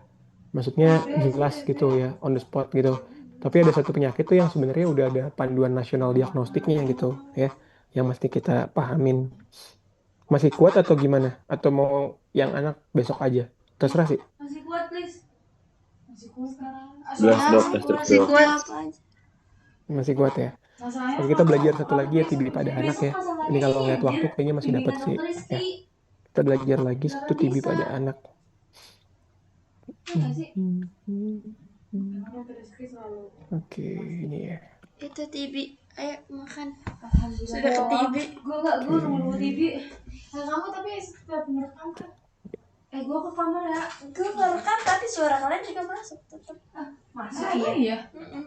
Kalau di aku nggak Oke, pernah masuk ya. masalah kita. Jadi kita akan ngomongin yang namanya infeksi tuberkulosis paru pada anak. Kasusnya banyak nggak di sana? Makasih ya. Kamu balik. Banyak banget dok. Banyak banget ya. Jadi kasus TB pada anak ini merupakan salah satu apa ya? Salah satu kasus yang masih lumayan banyak ya, baik di Jakarta maupun di luar Jakarta ya. Makanya kan sampai tuh dulu Jakarta ada program namanya KPLDH ya, ketuk pintu layan dengan hati gitu kan. Itu salah satu targetnya juga untuk menekan angka TB juga ya, angka kepatuhan minum obat TB juga gitu ya gitu. Terus sekarang banyak program-program TB daripada puskesmas gitu ya, karena TB ini juga merupakan salah satu kondisi yang apa ya, pengobatannya tuh susah karena butuh kepatuhan dari si pasien itu sendiri gitu ya. Untuk TB ya, TB paru tuberkulosis gitu ya. Secara definisi kalau misalkan kita ngomongin TB paru pada anak, berarti definisinya adalah infeksi Mycobacterium tuberculosis yang menyerang paru-paru ya, yang terjadi pada anak-anak gitu ya. Etiologinya udah jelas, itu adalah Mycobacterium tuberculosis. Mycobacterium tuberculosis tuh bakteri yang gimana sih, Fatih? Tahan asam apa enggak dia? Tahan asam dok, BTA. Asam ya. BTA dia ya. Berarti dia pewarnaannya juga spesial juga gitu ya. Masih ingat nama pewarnaannya apa dulu? Gimsa ya dok, kalau nggak salah. Giemsa ya, Giemsa. Terus selain Giemsa pakai apa lagi biasanya? Ini apa sih? Ini tuh guys. Yang spesifik banget buat bakteri tahan asam itu namanya Zilnilson ya. Zilnilson itu yang kita pakai buat pewarnaan Mycobacterium gitu ya. Nah, kalau misalkan ngomongin soal epidemiologi ya, kasus TB paru anak itu di Indonesia itu masih tinggi ya. Laporan terakhir itu per populasi 100.000 itu case-nya masih sekitar 28% sampai 30%. Itu kan masih banyak berarti ya. Berarti kalau misalkan dari 100.000 20% itu berarti sebanyak 20.000 anak ya berarti ya. Benar nggak sih kalau kayak gitu? Iya kan? Dari 100.000 ada 20% yang sakit TB paru. Berarti ada Iya. 20.000 anak yang sakit TB Iya. paru. Berarti banyak banget kan, itu kan bisa kebayang ya, dari 100.000 anak 20% itu masih menderita TB paru. Berarti 20.000 sakit TB paru ya. Kebayang kan, TB paru ini masih salah satu momok juga gitu ya. Nah, TB paru itu menjadi momok karena yang pertama adalah infeksinya itu mudah banget ya. Kalau TB paru itu menular lewat apa sih? Droplet dok. Droplet dok. Ya, droplet. Kalau droplet itu susah apa gampang buat menularkan? Mudah sekali. Mudah sekali ya. Jadi misalkan dalam satu ruangan ada orang yang sakit TB paru, dia batuk-batuk ya, keluar dahak, percikan apa segala macam, terbawa oleh udara, terus terhirup sama orang lain ya, gitu. Kalau TB paru ini nih sebenarnya ini sih agak agak perdebatan juga ya. Kalau TB paru tuh anak menularkan dewasa apa dewasa menularkan ke anak? Dewasa menularkan ke anak. Betul, dewasa menularkan ke anak ya. Karena dengan gejala yang lebih produktif dahaknya ya, dengan maturitas sistem imun anak yang belum matang, itu biasanya cenderung anak yang tertular oleh si dewasa gitu ya. Udah pernah dapat bimbingan TB paru ya? Udah pernah dok. Udah menguasai dong berarti ya. Dia masih bingung. Masih bingung apa yang bingung? Obatnya sih dok. Kadang soalnya Mm-mm. Obatnya emang agak rumit sih ya. Sebenarnya gini ya, ketika infeksi apa namanya Mycobacterium tuberculosis masuk ke dalam saluran pernafasan kita, itu tuh nggak ujuk-ujuk langsung bikin masalah gitu. Sebenarnya itu kumannya masih bisa difagositosis dulu oleh makrofag ya. Cuma masalahnya kalau pada anak-anak ya, makrofag tuh belum terlalu sempurna lah gitu untuk melakukan fagositosis terhadap si Mycobacterium ini gitu ya. Ditambah lagi Mycobacterium itu dikatakan mempunyai enzim leukositin ya. Berarti dia bisa melisiskan si makrofag ya gitu. Kalau misalkan dia masih tetap hidup dan bisa bikin masalah pada saluran pernafasan, terutama paru-paru, dia akan membuat sebuah infeksi primer ya. Namanya apa? Kompleks yang pertama kali dia buat. Jika yang berat harusnya. Oh, jadi gimana? Tapi udah abis dari sini udah sampai dulu tuh nggak? Entah gimana ya? Ada yang tahu nggak? Depannya huruf G. Apa? Fokus gone. Pernah dengar nggak fokus gone? Fokus kan? Nggak pernah denger dok. Nggak pernah dengar ya? Jadi pertama kali dia tuh akan bikin yang namanya fokus gone. Biasanya di bagian tengah paru ya, di sekeliling daripada kelenjar getah bening yang ada di situ juga gitu ya. Dia bikin kompleks primernya itu awal di situ dulu gitu. Nanti baru masuk ke dalam aliran darah. Terus nanti masuk lagi ke dalam siklus paru-paru yang kedua. Secara patofisiologi itu seperti itu ya. Dia masuk ke hirup ya, gagal di fagositosis, masuk ke dalam paru-paru dulu, bikin fokus gone, baru menyebar secara hematogen dan limfogen ya. Setelah itu baru bikin infeksi yang lebih luas lagi gitu. Nah masalahnya adalah kalau misalkan seorang mengalami sistem imun yang nggak baik atau imunodefisiensi, yang tadi menyebar secara hematogen dan limfogen tadi bisa bikin masalah juga di organ lain. Pernah dengar nggak TB itu ada meningitis TB, ya, ada TB usus, ada spondilitis TB dan lain sebagainya, ya. Artinya si kuman Mycobacterium tuberculosis ini dia bisa menyebar ke organ-organ lain secara limfogen dan hematogen, terutama pada pasien-pasien dengan imunodefisiensi. Ya, terutama kalau misalkan udah kena ke TB yang ini ya, TB yang saluran cerna ya, itu udah kemungkinan besar itu adalah pasien-pasien imunodefisiensi gitu ya. Nah, berarti TB ini masalahnya di mana? Saluran pernafasan ya. Lebih utamanya di mana? Di paru-paru ya. Berarti dia akan merusak jaringan paru-paru ya. TB itu paling seneng kumannya tinggalnya di mana sih? Kemarin kamu beli koper tuh yang berapa? 28 ya? Yang ada oksigennya dok. Betul, yang tinggi akan oksigen ya. Biasanya di mana paling sering? 28. 28 sih kayaknya. Paru. Di ronsen pada orang dewasa sih sebenarnya ya. Di ronsen orang dewasa tuh paling sering infiltrate pada apex paru ya. Paling sering tuh kuman TB paru tinggalnya di apex paru ya. Karena apex tuh kandungan oksigennya paling tinggi, katanya sih seperti itu gitu ya. Kalau pada anak gambaran ronsennya tuh kita biasanya ngelihatnya apa sih? Kegedean. Makanya gue nggak beli yang segede itu. Tadi ya kan tadi kan saya sempat nyinggung fokus gone ya. Berarti biasanya pembesaran kelenjar getah bening pada perihiler. Ya biasanya perihilernya melebar tuh kalau pada anak TB paru di ronsennya gitu ya. Itu kalau pada anak ya. Oke, itu kan ngomongin soal etiologi, patofisiologi. Kalau ngomongin soal manifestasi klinis TB paru pada anak sama dewasa sama apa beda? Pas datang ke dia udah kayak bawa bom. Secara garis besar sih sebenarnya sama ya. Cuma kalau pada anak itu dia itu kan belum yang kayak ngerti untuk ngebuang dahak ya. Terus juga bukan tipikal yang batuknya cenderung aktif banget gitu ya. Dia tuh kalau pada anak tuh cenderung apa? Biasanya yang digambarkan. Susah berat badan susah naik. Betul, yang paling digambarkan adalah berat badan yang cenderung sukar naik. Jadi pada anak-anak dengan berat badan yang cenderung nggak naik, itu kita harus pertimbangkan gitu ya. Karena ya, coba dilihat daripada algoritma diagnostiknya nih, yang kursor saya ini ya. Anak dengan satu atau lebih gejala berikut itu merupakan yang kita pikirkan dia adalah penderita TB ya, khawatirnya gitu ya. Jadi batuk lebih dari 2 minggu, demam lebih daripada 2 minggu, berat badan turun atau tidak naik dalam 2 bulan sebelumnya disertai dengan malaise ya. Tapi dipastikan dulu ini semua tidak disebabkan oleh penyebab lainnya ya.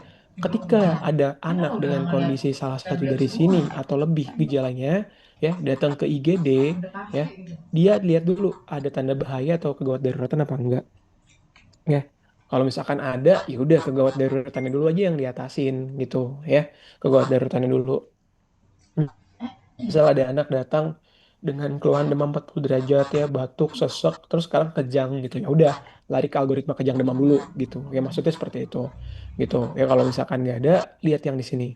Salah satu atau lebih dari gejala berikut, usianya kurang dari 2 tahun dengan HIV atau status gizinya itu buruk, ya. Gitu. Kalau misalkan ada, udah langsung jadi otomatis terduga TBC anak, ya. Jadi cukup dengan misalkan dia batuk lebih dari 2 minggu, batuk lama ya, usianya kurang dari 2 tahun, kita udah pikirkan dia curiga TB ya. Batuk lebih daripada 2 minggu, anaknya gizi buruk, dia curiga TB ya. Demam lebih daripada 2 minggu, terus dia ada gizi buruk ya. Kita udah mulai langsung kepikirkan dia jangan-jangan terduga TB ya. Jadi penting banget bagi kita untuk langsung mendiagnostik anak tersebut terduga TB. Kenapa kira-kira? Kalau pada anak tuh kita pikirkan yang beratnya dulu. Kayak kita pikirkan yang beratnya dulu, kita pikirkan kemungkinan diagnostiknya dulu, singkirkan yang paling beratnya dulu. Jangan sampai ketuker, ya. Jangan karena mikirnya periksa yang ada dulu, yang nggak ada belakangan. Jangan. Kalau pada anak tuh kebalikannya, ya. Pikirkan dulu yang paling berat, baru nanti turun ke yang paling ringan, ya. Bahkan cukup dengan batuk lewat dari 2 minggu disertai dengan gizi buruk, ya. Kita langsung pertimbangkan anak ini merupakan terduga TB paru, ya. Segera langsung periksa TCM. TCM itu apa? Tes cepat molekuler dok. Tes cepat molekular, ya, tes cepat molekular. Jadi segera langsung kita pertimbangkan untuk melakukan pemeriksaan TCM, gitu, ya, gitu. Nah, kalau misalkan tidak ada gejala ini, ya, ini pertimbangkan diagnosis banding lainnya. Jika ada kemungkinan penyebab lain, berikan terapi yang sesuai dengan penyebab tersebut, ya. Kalau misalkan nggak membaik, ujung-ujungnya kita akan duga dia sebagai anak yang TBC paru, ya. Kalau udah sampai sini langsung periksa TCM. Kalau TCM-nya positif, kita katakan dia sebagai TB paru terkonfirmasi bakteriologis, ya. Jadi TB paru tuh ada yang terkonfirmasi secara apa? Secara apa sama secara apa? Klinis ya dok. Betul, secara klinis sama bakteriologis. Kalau secara bakteriologis terbukti dengan pemeriksaan TCM kalau sekarang. Kalau dulu tuh masih pakai pemeriksaan sputum SPS, masih inget nggak? Apa kalian pernah belajar nggak sih dulu SPS? Sewaktu pagi sewaktu gitu. Apa udah nggak dapat waktu zaman kalian? Belajar dok. Masih sempat belajar ya gitu. Tapi kan sekarang tuh kita udah pakainya TCM aja. Dan alatnya sih di puskesmas sudah lumayan banyak ya. Kalau di rumah sakit RSUD Cianjur ada juga kan ya pemeriksaan TCM ini ya? Atau ngirim dia ke lab kesda? Ada. Oh ada. Ya bagus deh kalau gitu ya. TCM ini juga sebenarnya kita bisa melihat apa lagi? Bakteri. Iya, bisa melihat bakteri betul. Cuma maksudnya kita bisa melihat si anak ini masih sensitif rifampicin apa enggak gitu. Ya. Nanti karena kita akan belajar istilah-istilah juga tuh ya. Ada yang namanya kasus baru, putus obat ya, ada yang namanya kasus relapse gitu. Nanti kita akan belajar yang kayak gitu juga tuh. Ya. Oke, ya. Jadi kita lakukan TCM. Ya. Tapi kalau misalkan tadi ya, ketika diobati dengan obat lain ternyata dia membaik dan sembuh, berarti bukan TB ya. Sampai sini paham nggak? Sampai sini dulu nih. Berarti nanti pola berpikirnya seperti ini ya. Ada pasien datang ke IGD ya, batuk udah 2 minggu, berat badannya cenderung turun ya dan lain sebagainya gitu. Ya pasiennya datang sesek gitu ya. Setelah seseknya diatasin, kita kan dapat kuat dia ngarah ke TB. Berarti nanti saran pemeriksaannya kita lakukan TCM jika tersedia dan bisa ya. Kalau hasil TCM-nya positif, berarti dia TB paru terkonfirmasi secara bakteriologis. Tapi kalau hasil TCM-nya negatif, gimana?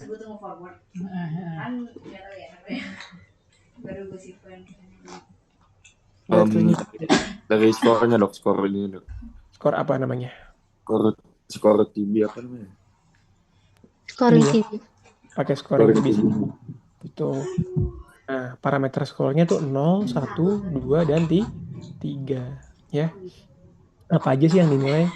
Yang pertama kontak TBC, itu yang skornya tinggi. Yang kedua hasil mantux ya. Mantux itu jadi nanti disuntikin tuberkulin gitu ya. terus nanti akan dievaluasi dalam waktu 72 jam Kan ya. bisa aja. Kalau misalkan ukuran benjolannya lebih daripada Tetap sama. 10 mili ya itu berarti kita curiga dia positif ya. Terus dilihat lagi status gizi ya. Nah, kalau yang gejala-gejala kayak gini itu nilainya maksimal cuma satu doang ya. Jadi TB pada anak itu sebenarnya lebih bisa tegak tuh pakai yang kayak gini-gini ya. Kalau misalkan gejala-gejala ini tuh cuma satu doang Oh iya, skornya ya bukan apa sih? gitu. Baru yang Tapi terakhir bukan ronsen main, toh Jen. ronsen toraks Halu aja gitu di kasur. ya. Jadi kalau misalkan Gua ada, jadi coba di kalian kasur belajar buat deh. scoring. Ada anak datang Waktu dengan keluhan kayak tadi, awal-awal, ya. jangan itu. Ketika kalian melakukan Yang scoring, maksa-maksa aku. ternyata di rumahnya ada yang sakit TB dan Yang belajar terkonfirmasi bareng. secara TCM, ya. Terus gimana dia? Kemudian dilakukan tes Mantoux, Makanya nggak lihat. ukurannya itu lebih daripada 10 mili, ya. Terus dia itu gizi buruk, ya. Terus ada demam lewat dari 2 minggu, ada batuk kronik, ada pembesaran kelenjar getah bening juga yang ukuran lebih daripada Ya. 1 cm dan lebih daripada 1 Kalau kgb. nggak mau makan kan? Itu berapa skornya? Berarti Makasih ya. 8 dok. 3, 3, 2, 1, 1, 1. Berapa tuh berarti? 3, 3, 3, 9. 9 tambah 2, 11. Oh 11. 11 dok. Ya, 11. Oke. Tadi kira Kalau sama. misalkan pasien datang dengan Ya aku keluhan ya. Oh. demam lebih dari 2 minggu, Makanya ada batuk tuh. lebih dari 2 minggu, terus gizinya buruk, ya. Terus, tapi di rumahnya tuh nggak ada kontak TB sama sekali, uji mantuksnya negatif. Berapa skornya? Masih nggak kenyang ya, nih? 3 apa sih dok? Berapa? 3 bukan ya tadi? Nih, pertama dia gizi buruk kan, berarti dia 2 skornya, ya. Terus dia ada demam lewat dari 2 minggu, ya berarti 1.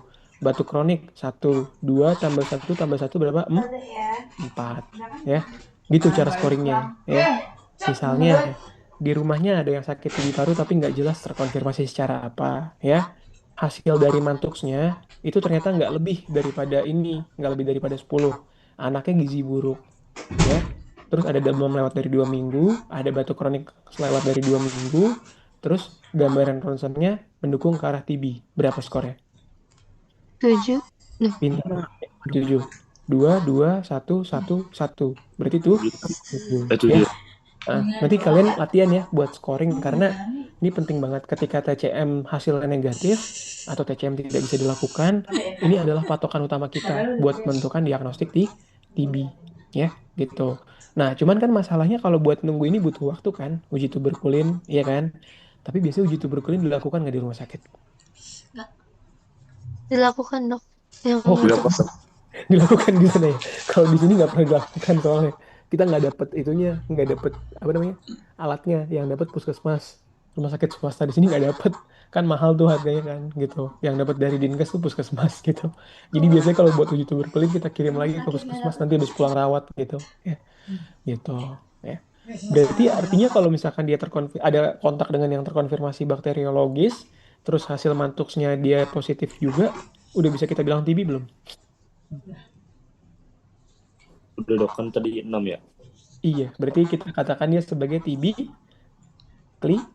klinis ya, tanpa kita pertimbangkan yang lain gitu. Ya. Jadi sebenarnya mantuks dan juga kontak itu adalah parameter yang sangat luar biasa dalam mendiagnostik scoring TB anak. Ya, agak sedikit berbeda dengan TB orang dewasa gitu. Oke, ya. Oke, siapa? Ini berarti kemungkinannya Adit, Ajeng, ya. Adit, Ajeng, Sudes ya. Adit, Ajeng, Sudes, Dian sama Wilida yang ada kemungkinan dapat case ini ya, case apa namanya? Case anak ya. Gitu. Jadi proses berpikirnya atau alur berpikirnya ya ada gejala seperti ini ya. Ada tanda bahaya atau enggak? Kalau misalkan nggak ada, lihat ada tanda-tanda ini. Kalau misalkan nggak ada, apakah sudah diobati penyakit lainnya? Udah diobati kemungkinan penyebab lainnya? Ya, kalau misalkan tidak membaik, baru kita duga dia sebagai TB anak. Ya, kalau udah terduga, mau nggak mau kita TCM. Kalau ada akses, ya. Kalau misalkan hasil TCM positif, berarti TBC terkonfirmasi bakteriologis. Ya, kalau TCM negatif, nanti lari yang ke sebelah sini. Ya, kalau misalkan ada akses ronsen toraks dan uji tuberkulin, ya, di mana itu biasa udah di rumah sakit atau vaskes kesehatan yang udah oke, baru kita bisa lakukan sistem scoring, gitu.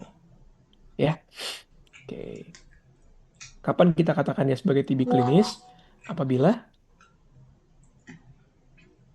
Yang scoring Apabila tadi. skornya lebih dari 6 dok.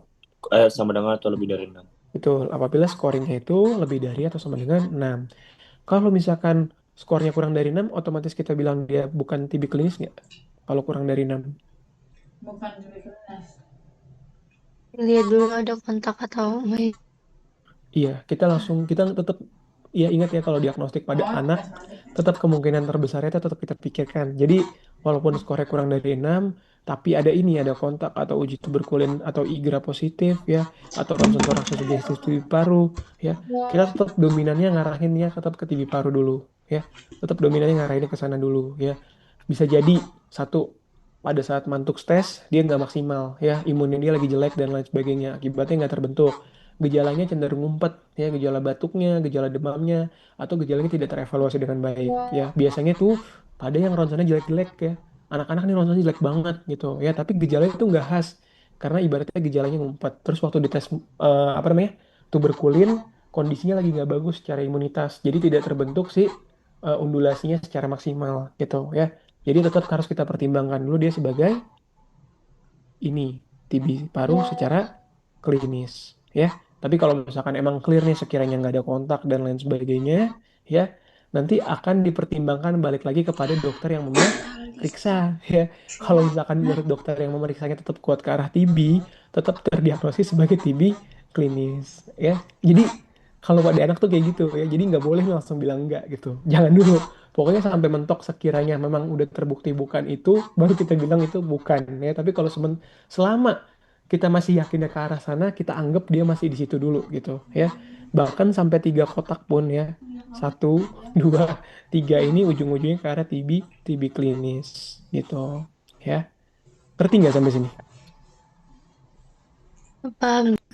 Paham ya? Jadi kalau misalkan ada pasien dengan skor yang 6 atau lebih, kita katakan dia sebagai TB paru terkonfirmasi secara klinis. Ya kalau misalkan kurang dari 6, lihat dulu ya. Lihat dulu tuh ada kontak, IGRA tuberkulinnya gimana, ronsennya gimana ya. Kalau misalkan emang menggambarkan, kita pertimbangkan dia sebagai TB klinis dulu ya. Tapi kalau misalkan enggak, balik lagi kita sebagai dokter menentukan ya. Ini kayaknya TB nih ya, berat badan udah 3 bulan gak naik-naik, batuknya lama, ronsennya juga begitu. Ya udah, berarti jangan-jangan kita bisa menilai dia sebagai satu bentuk TB klinis gitu ya. Nah, itu tadi kalau misalkan dia TCM negatif atau nggak bisa TCM, tapi tersedia untuk dilakukan akses ronsen, ya, tuberkulin atau IGRA. Gimana kalau misalkan nggak ada aksesnya, ya? Kalau nggak ada aksesnya, senjata kita cuma satu, yaitu ngelihat dari kontak, ya, ngelihat dari kontak. Kalau misalkan dia ada kontak yang dengan pasien TBC, misalkan serumah, ibunya sakit TBC jelas minum obat, ya, kita langsung pertimbangkan gimana nih dia secara klinisnya, kayaknya gambarannya TB banget deh. Berarti kita bilang dia sebagai TB, ya. Tapi kalau misalkan menurut kita dia tidak ada gejala TB, ya, nanti kita akan anggap dia sebagai bukan TB. Apakah kalau misalkan dia sebagai bukan TB masalah selesai? Gimana? Belum nih Misalkan dok. dia bukan TB nih ya, nggak ada akses buat IGRA, dia bukan TB tapi dia serumah sama orang yang sakit TB. Masalah selesai? Tidak, dok. Ada Kita harus dikasih TPT. berdoa. Betul, dikasih TPT ya, gitu. Udah pada pinter-pinter nih kayaknya kalau dapat kasus TB lolos lah ya. Bismillah ya. Diajang, dok, kayaknya. Amin. Jangan TV tapi. TB enak kok kalau buat ujian dibanding asma ya, kalau boleh jujur ya. Agak trauma sih sama asma. Oke ya, kalau misalkan dia ternyata nggak ada akses, kontaknya nggak jelas, tinggal evaluasi aja sembari diobatin. Kalau misalkan gejalanya menetap, balik lagi ke kita sebagai dokter ya, menentukan dia TB nih kayaknya gitu. Tapi kalau ternyata sembuh, berarti kita bisa anggap dia bukan TB ya. Sampai alur diagnostik ini ngerti nggak kira-kira? Paham, dok. Paham ya? Sebenarnya tuh ada notes di bawah ya. Kalau misalkan TCM nggak tersedia bisa dilakukan BTA gitu ya. Tapi kayak udah nggak ini banget sih kayaknya sekarang, kayaknya hampir di semua tempat tuh ada TCM sih sekarang ya. Ada Labkesda juga kan, bantuan dari Dinas Kesehatan kan ya gitu. Nah ini dia ya, tindak lanjutnya. Tadi kan kita udah berhasil ngelihat dia secara apa tadi? Berdasarkan alur diagnostik ya. Sekarang pemikiran kita adalah kalau dia ini tuh mau diapain, kalau dia ini tuh mau diapain gitu ya. Gitu. Oke, kita lihat nih alur bawahnya ya. Ringkaskan penegakan diagnostik dan tindak lanjut TBC paru sensitif obat. Ini cuma berlaku pada yang sensitif obat aja ya. Yang pertama, kalau misalkan hasil TCM-nya positif, tadi kalau hasil TCM-nya positif berarti namanya apa diagnostiknya? Bakteriologis. TB terkonfirmasi bakteriologis. Betul, TB baru terkonfirmasi bakteriologis tanpa kita pertimbangkan berapapun hasil scoring TB-nya ya. Berarti tindak lanjutnya diapain kalau kayak gitu? Fungsi otak. Berikan OAT. OAT. Kalau pada anak regimen OAT-nya apa? RH RH apa lah? RH Apa? RHZ. RHZ Dua, tuh kan. 2 RHZ, 4 RH ya. Biasanya kalau pada anak tuh nggak dikasih etambutol ya. Betul nggak? Iya dok. Betul ya. Kalau pada anak nggak dikasih etambutol kecuali case-nya benar-benar berat banget ya. Gitu. Perlu ditambahkan steroid nggak?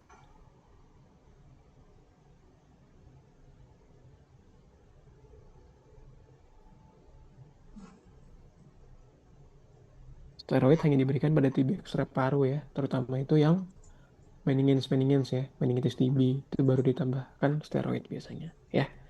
Oke, lanjut lagi. Kalau misalkan hasil TCM negatif atau TCM nggak bisa dilakukan ya, berarti kita lari ke yang sebelah sini dulu nih ya. TCM negatif ya, tapi dia lihat dulu masuk yang sini atau yang sini. Kalau misalkan masuk yang sini, baru nih ya ada akses ke pemeriksaan toraks dan uji tuberkulin. Skornya 6 atau lebih, itu udah berarti kita tegakkan dia sebagai TBC klinis. Ya, lari lagi. Kalau misalkan TB skornya kurang dari 6 ya, tapi yang ini nih, yang ini nih ya, skor kurang dari 6 tapi yang ini kita tegakkan dia sebagai TB klinis. Kalau TB klinis sama TB bakteriologis obatnya sama apa beda? Beda. Sama ya dok. Harusnya sama ya gitu. Tapi kenapa di panduan yang baru yang 2 RHZE4 RH itu diberikan kepada yang terkonfirmasi secara bakteriologis pada anak ya. Tapi kalau misalkan terkonfirmasi klinis dia nggak pakai tambutol. Nanti akan kita lihat di bawah ya. Di bawah nanti akan kita lihat gitu ya. Nah, kalau misalkan balik ke yang sini nih sekarang. Nih, yang ini nih ya. Kalau misalkan skor kurang dari 6, skor kurang dari 6, nggak ada kontak, dan uji tuberkulinnya negatif, ya. Tinggal dilihat aja berdasarkan penilaian kita lagi, dibuat berdasarkan temuan, ya, mempertimbangkan diagnostik banding lainnya, ya. Kemungkinan dan akhirnya keputusan kita lah yang akan menentukan dia ini TB apa bukan. Jadi pada akhirnya TB paru itu adalah satu-satunya penyakit, bukan satu-satunya sih ya, merupakan salah satu penyakit yang bisa didiagnostik walaupun hasil pemeriksaan penunjangnya tidak mendukung ya. Karena pada akhirnya akan dikembalikan lagi kepada dokternya yang mengevaluasi dan memeriksa si pasien gitu ya. Kalau misalkan tadi kita anggap dia sebagai TB klinis ya, itu kita akan berikan OAT. Tapi kalau misalkan kita anggap dia bukan TB, berarti tata laksana sesuai dengan diagnosis lain yang dibuat oleh dokter ya. Gitu. Oke, ya ini kalau misalkan dia yang nggak ada kontak. Ya kalau misalkan dia nggak ada TCM, terus nggak ada akses juga parameter yang bisa kita nilai, cuman pakai kontak aja. Ya, ya. Kalau misalkan dia ada kontak, kalau misalkan dia nggak ada kontak, evaluasi ya. Yang tadi nih ya, kalau misalkan dia nggak ada kontak, ya, kontaknya nggak ada, kontak tidak ada, nanti dievaluasi aja, ada gejala atau enggak, ya. Kalau misalkan gejala membaik, berarti dia bukan TB. Tapi kalau misalkan dia gejalanya tidak jelas, gejalanya masih ada, nanti akan dikembalikan lagi kepada dokternya, gitu, ya. Tapi kalau misalkan ada kontak, ya udah, tinggal langsung ke sini arahnya, gitu, ya. Oke, ya. Jadi TB untuk mendiagnostik itu kayak gitu alurnya, cukup panjang, ya. Terus harus detail, menanyakan kontak ya, menilai status gizinya ya. Berarti kalau pada anak antropometri itu bukan parameter sepele ya, itu parameter yang sangat penting ya. Karena kita harus menentukan status gizi si anak gitu ya. Oke. Nah, tadi kan kita sempat menyinggung masalah TPT ya. TPT apa panjangannya? Terapi pencegahan tuberkulosis. Ya, terapi pencegahan tuberkulosis ya. Kalau TPT ini kita berikan buat siapa sih sebenarnya? Biasanya buat orang yang kontak sama pasien yang terdiagnosis TBC ya dok, kayak satu rumahnya gitu. Oke, betul ya. Jadi TPT itu targetnya ada beberapa. Yang pertama adalah anak dan remaja dengan infeksi HIV. Ini ada algoritmanya juga ya. Yang kedua adalah anak dengan atau remaja yang kontak serumah ya. Itu juga ada indikasi untuk diberikan TPT ya. Yang terakhir adalah anak dengan faktor resiko lain ya. Gitu. Apa itu faktor resiko lain? Ada yang tahu?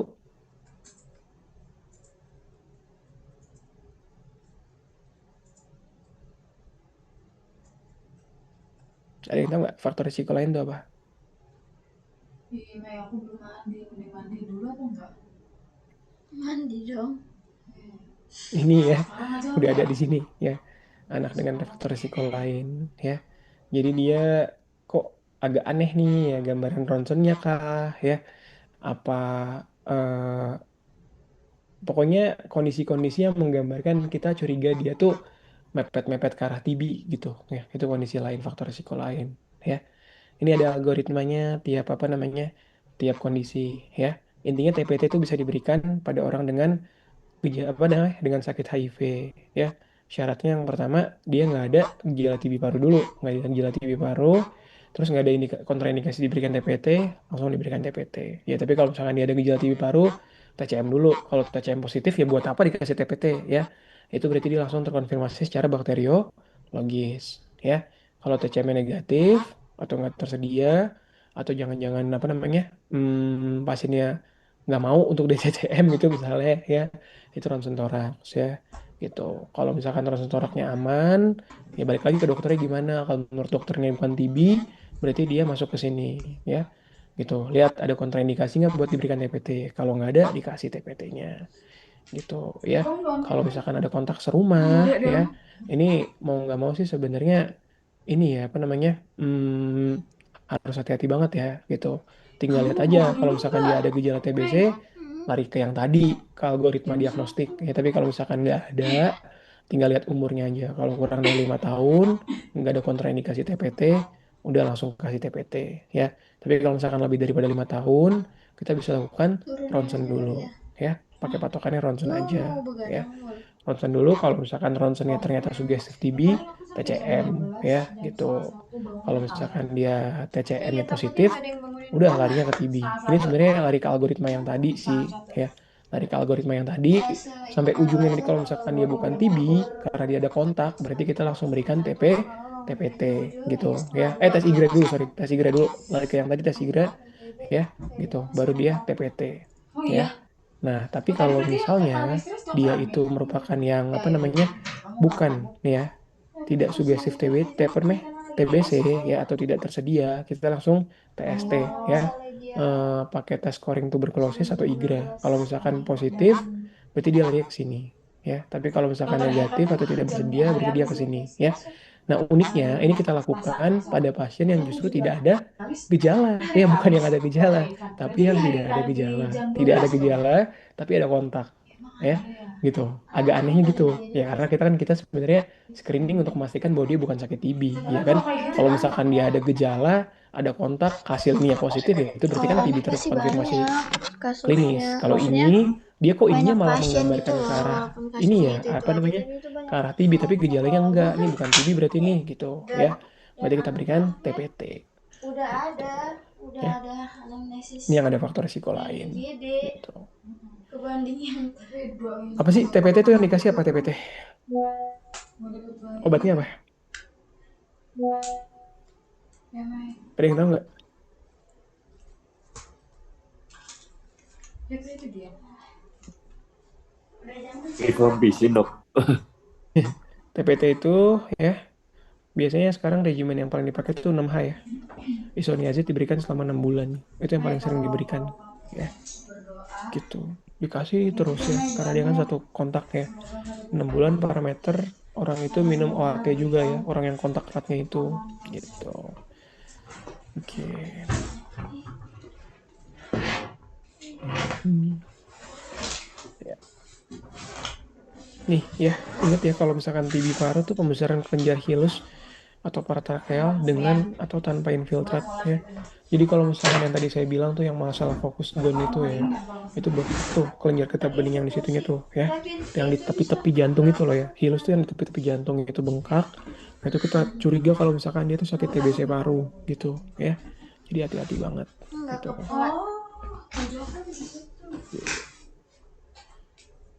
Langkah-langkahnya dipahami baik-baik ya, maksudnya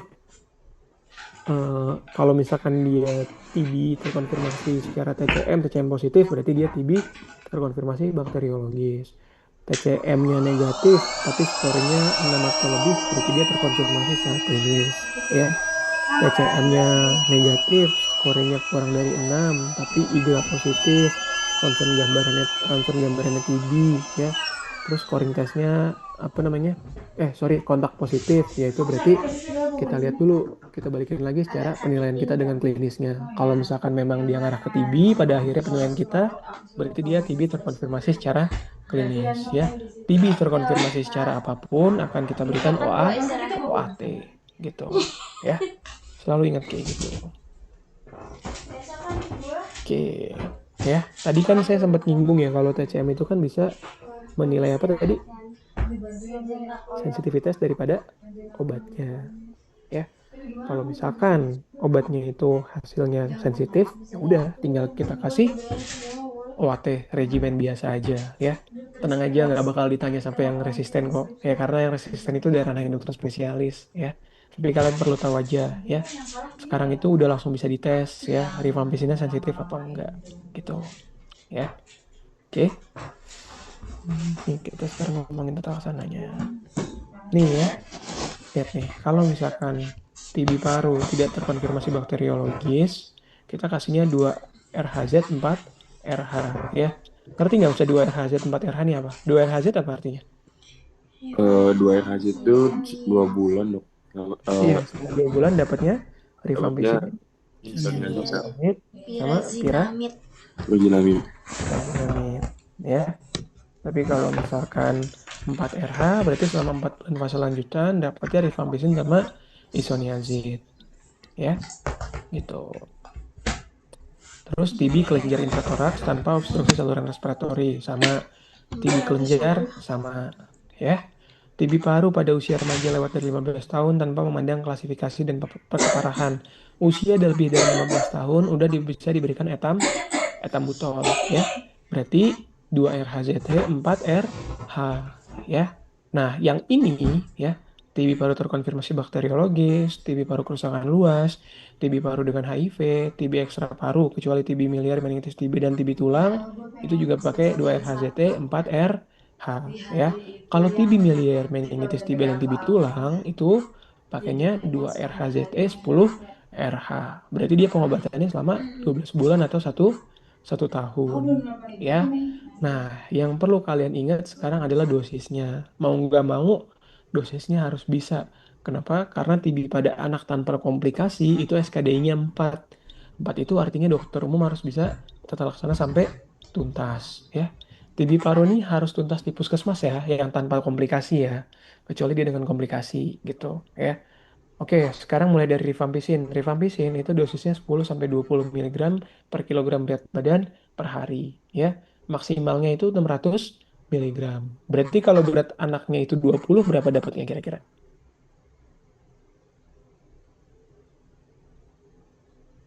200 miligram per 200 kilogram berat mg badan. sampai 400 mg ya seharinya. Oke, bisa ya ngitung dosis harian ya. Kalau misalkan isoniazid 7 sampai 15 mg, dosis maksimalnya 300 mg. Kalau beratnya 20 berarti berapa? Tinggal dikali aja ya. 7 kali 20 140. 20 kali 15 300. Ya berarti antara 140 sampai 300 ya. Pirazinamid 30 sampai 40. Kalau beratnya 20 berarti range dosisnya antara 600 sampai 800 mg. Etambutol walaupun tidak lazim diberikan, ini ada dosis per kilogram berat badan juga. 15 sampai 25. Kalau misalkan 15 kali 20 itu berarti 300 ya. 25 kali 20 berarti 500 ya. Gitu. Oke. Ya. Sampai sini ada yang mau ditanyakan?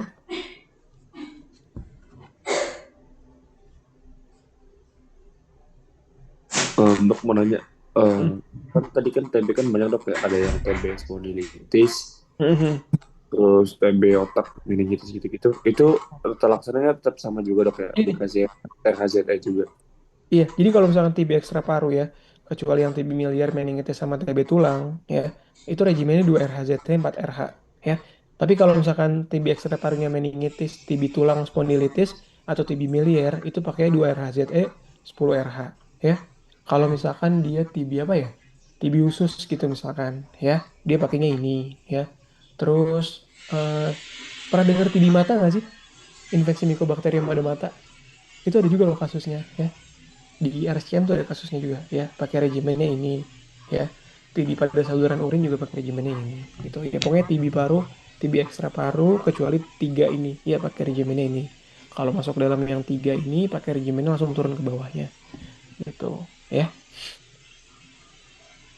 Oh berarti hampir sama-sama dok ya, dua RHZE sama sih pakai. sebenarnya ya cuman biar kalau waktu zaman saya dulu waktu tahun 2016 berarti ya kita tuh taunya cuma ini doang kalau pada anak kayak tambutol tuh nggak pernah dikasih gitu ya tambutol tuh nggak pernah dikasih kalau ini tolong dihafalin ya dosisnya ya tolong dihafalin karena dokter umum tuh emang harus bisa ngitung dosis TB pada anak itu wajib bisa ya itu wajib bisa kalau itu karena nanti ketika kalian praktek ya ketika kalian udah jadi dokter kalian kerja di rumah sakit poli umum ataupun kerja di puskesmas itu ngasih obat TB tuh kayak makanan sehari-hari gitu loh ya apalagi kalau misalkan kalian lagi dinas di bagian poli TB paru ya itu udah bener-bener pasien datang langsung ukur berat badan ya kalian langsung ngasih obatnya gitu jadi langsung harus bener-bener hafal gitu ya dosisnya ini nanti kalau misalkan kalian salah ngasih dosis ya terus pas giliran selanjutnya dia kontrol bukan sama kalian kalian bisa kena teguran tuh dari kepala puskesmas terjadi kesalahan dosis ya karena bisa jadi kalian yang menyebabkan kasus resistensi gitu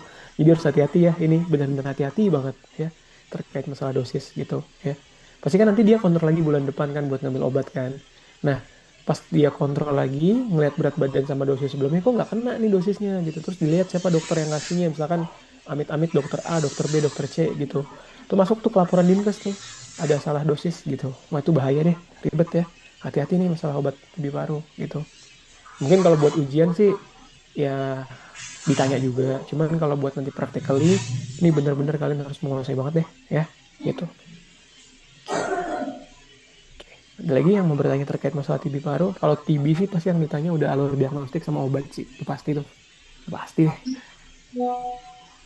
Ya, silakan diajak. Berarti enak. Kalau misalnya yang ini kan masih yang ini ya dok yang apa Sensitif. yang masih dipisah-pisah. Kalau misal yang sekarang itu kan yang udah di dalam satu paket gitu ya dok itu Iya. gimana dok? Itu ada ininya, ada hitung-hitungannya. Kalau misalkan berat badan sekian, sehari berapa tablet, gitu. Udah ada hitung-hitungannya itu. Ya, udah ada hitung-hitungannya kalau itu. Pakai berat badan dia. Ya. Kalau di sana emang udah yang, kalau di rumah sakit kalian udah yang gabungan gitu ya. Yang satu obat tuh kan Iya. rifampicin berapa, itunya berapa gitu udah ya. Yang protein dikit gitu-gitu dok. Oh, udah dapet ya. Oh, ya, alhamdulillah deh. Gitu. Itu udah hitung-hitungannya ya kalau misalkan berat badan sekian dapatnya berapa kalau berat badan sekian dapatnya berapa gitu udah ada itu itu tuh sebenarnya gimana ya nggak pernah di ini sih ya sebenarnya nggak pernah di apa namanya nggak pernah disarankan sebenarnya kalau misalkan dari IDAI gitu ya nggak pernah disarankan bahkan kalau misalkan kita ngelihat dari panduan-panduan kayak gini mereka tuh tetap cenderungnya tuh ngasihnya tuh yang kayak tadi ya mana sih.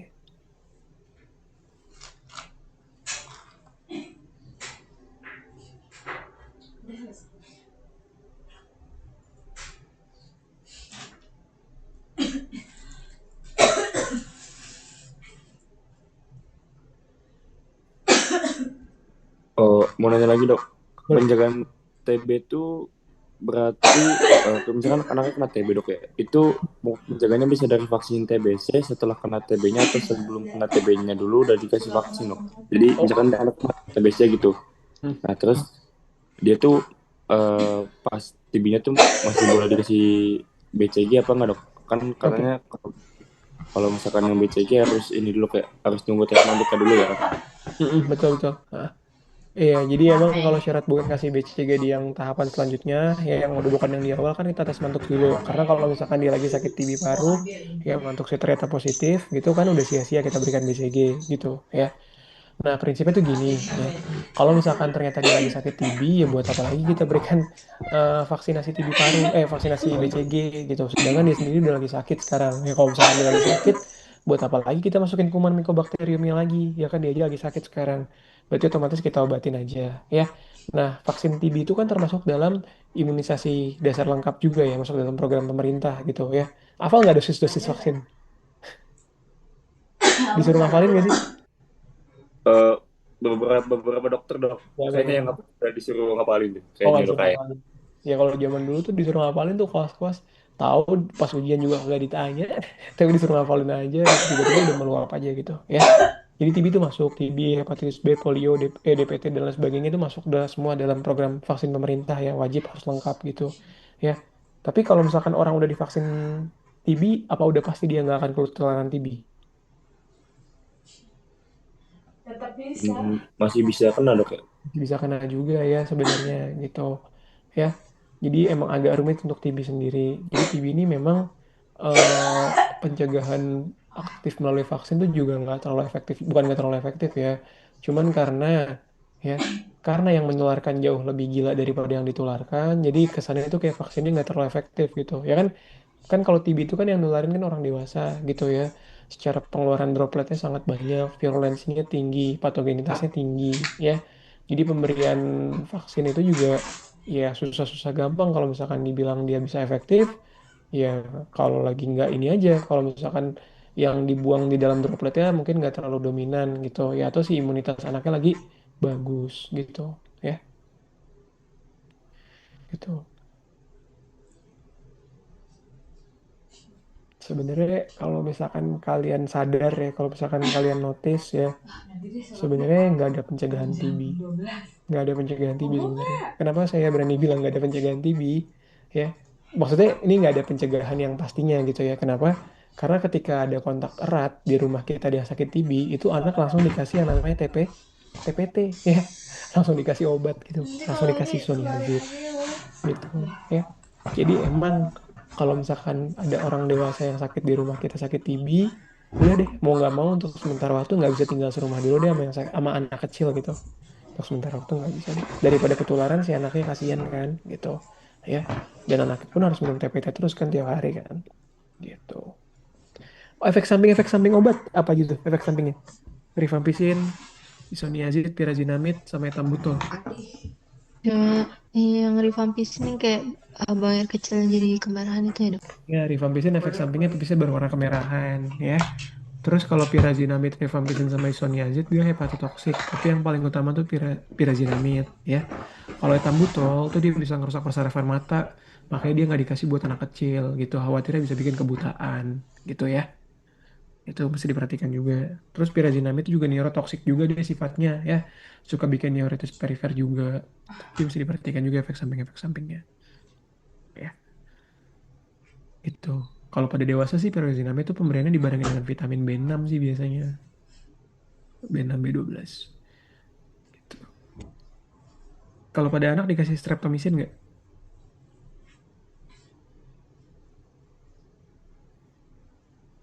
Enggak dok ya kalau anaknya dok ya. Nggak. Karena streptomycin itu sangat-sangat neurotoksik dan ototoksik ya. Bisa bikin tuli. Nggak boleh. Ya. Golongan streptomycin itu nggak boleh buat anak-anak. Gitu. Ini berarti yang dapat case besok, ujiannya hari Rabu gitu ya? Iya dok, jadi si Adit sama si Dian yang dapat Mm-mm. case besok ujiannya Rabu. Rabu. Kalau kalau aku Mm-mm. Kamis dapat pagi, Hmm. majunya siang. Hmm. Lah, satu lagi berarti si ini kapan? Si siapa namanya? Astrid, dia Ini aja yang dapat.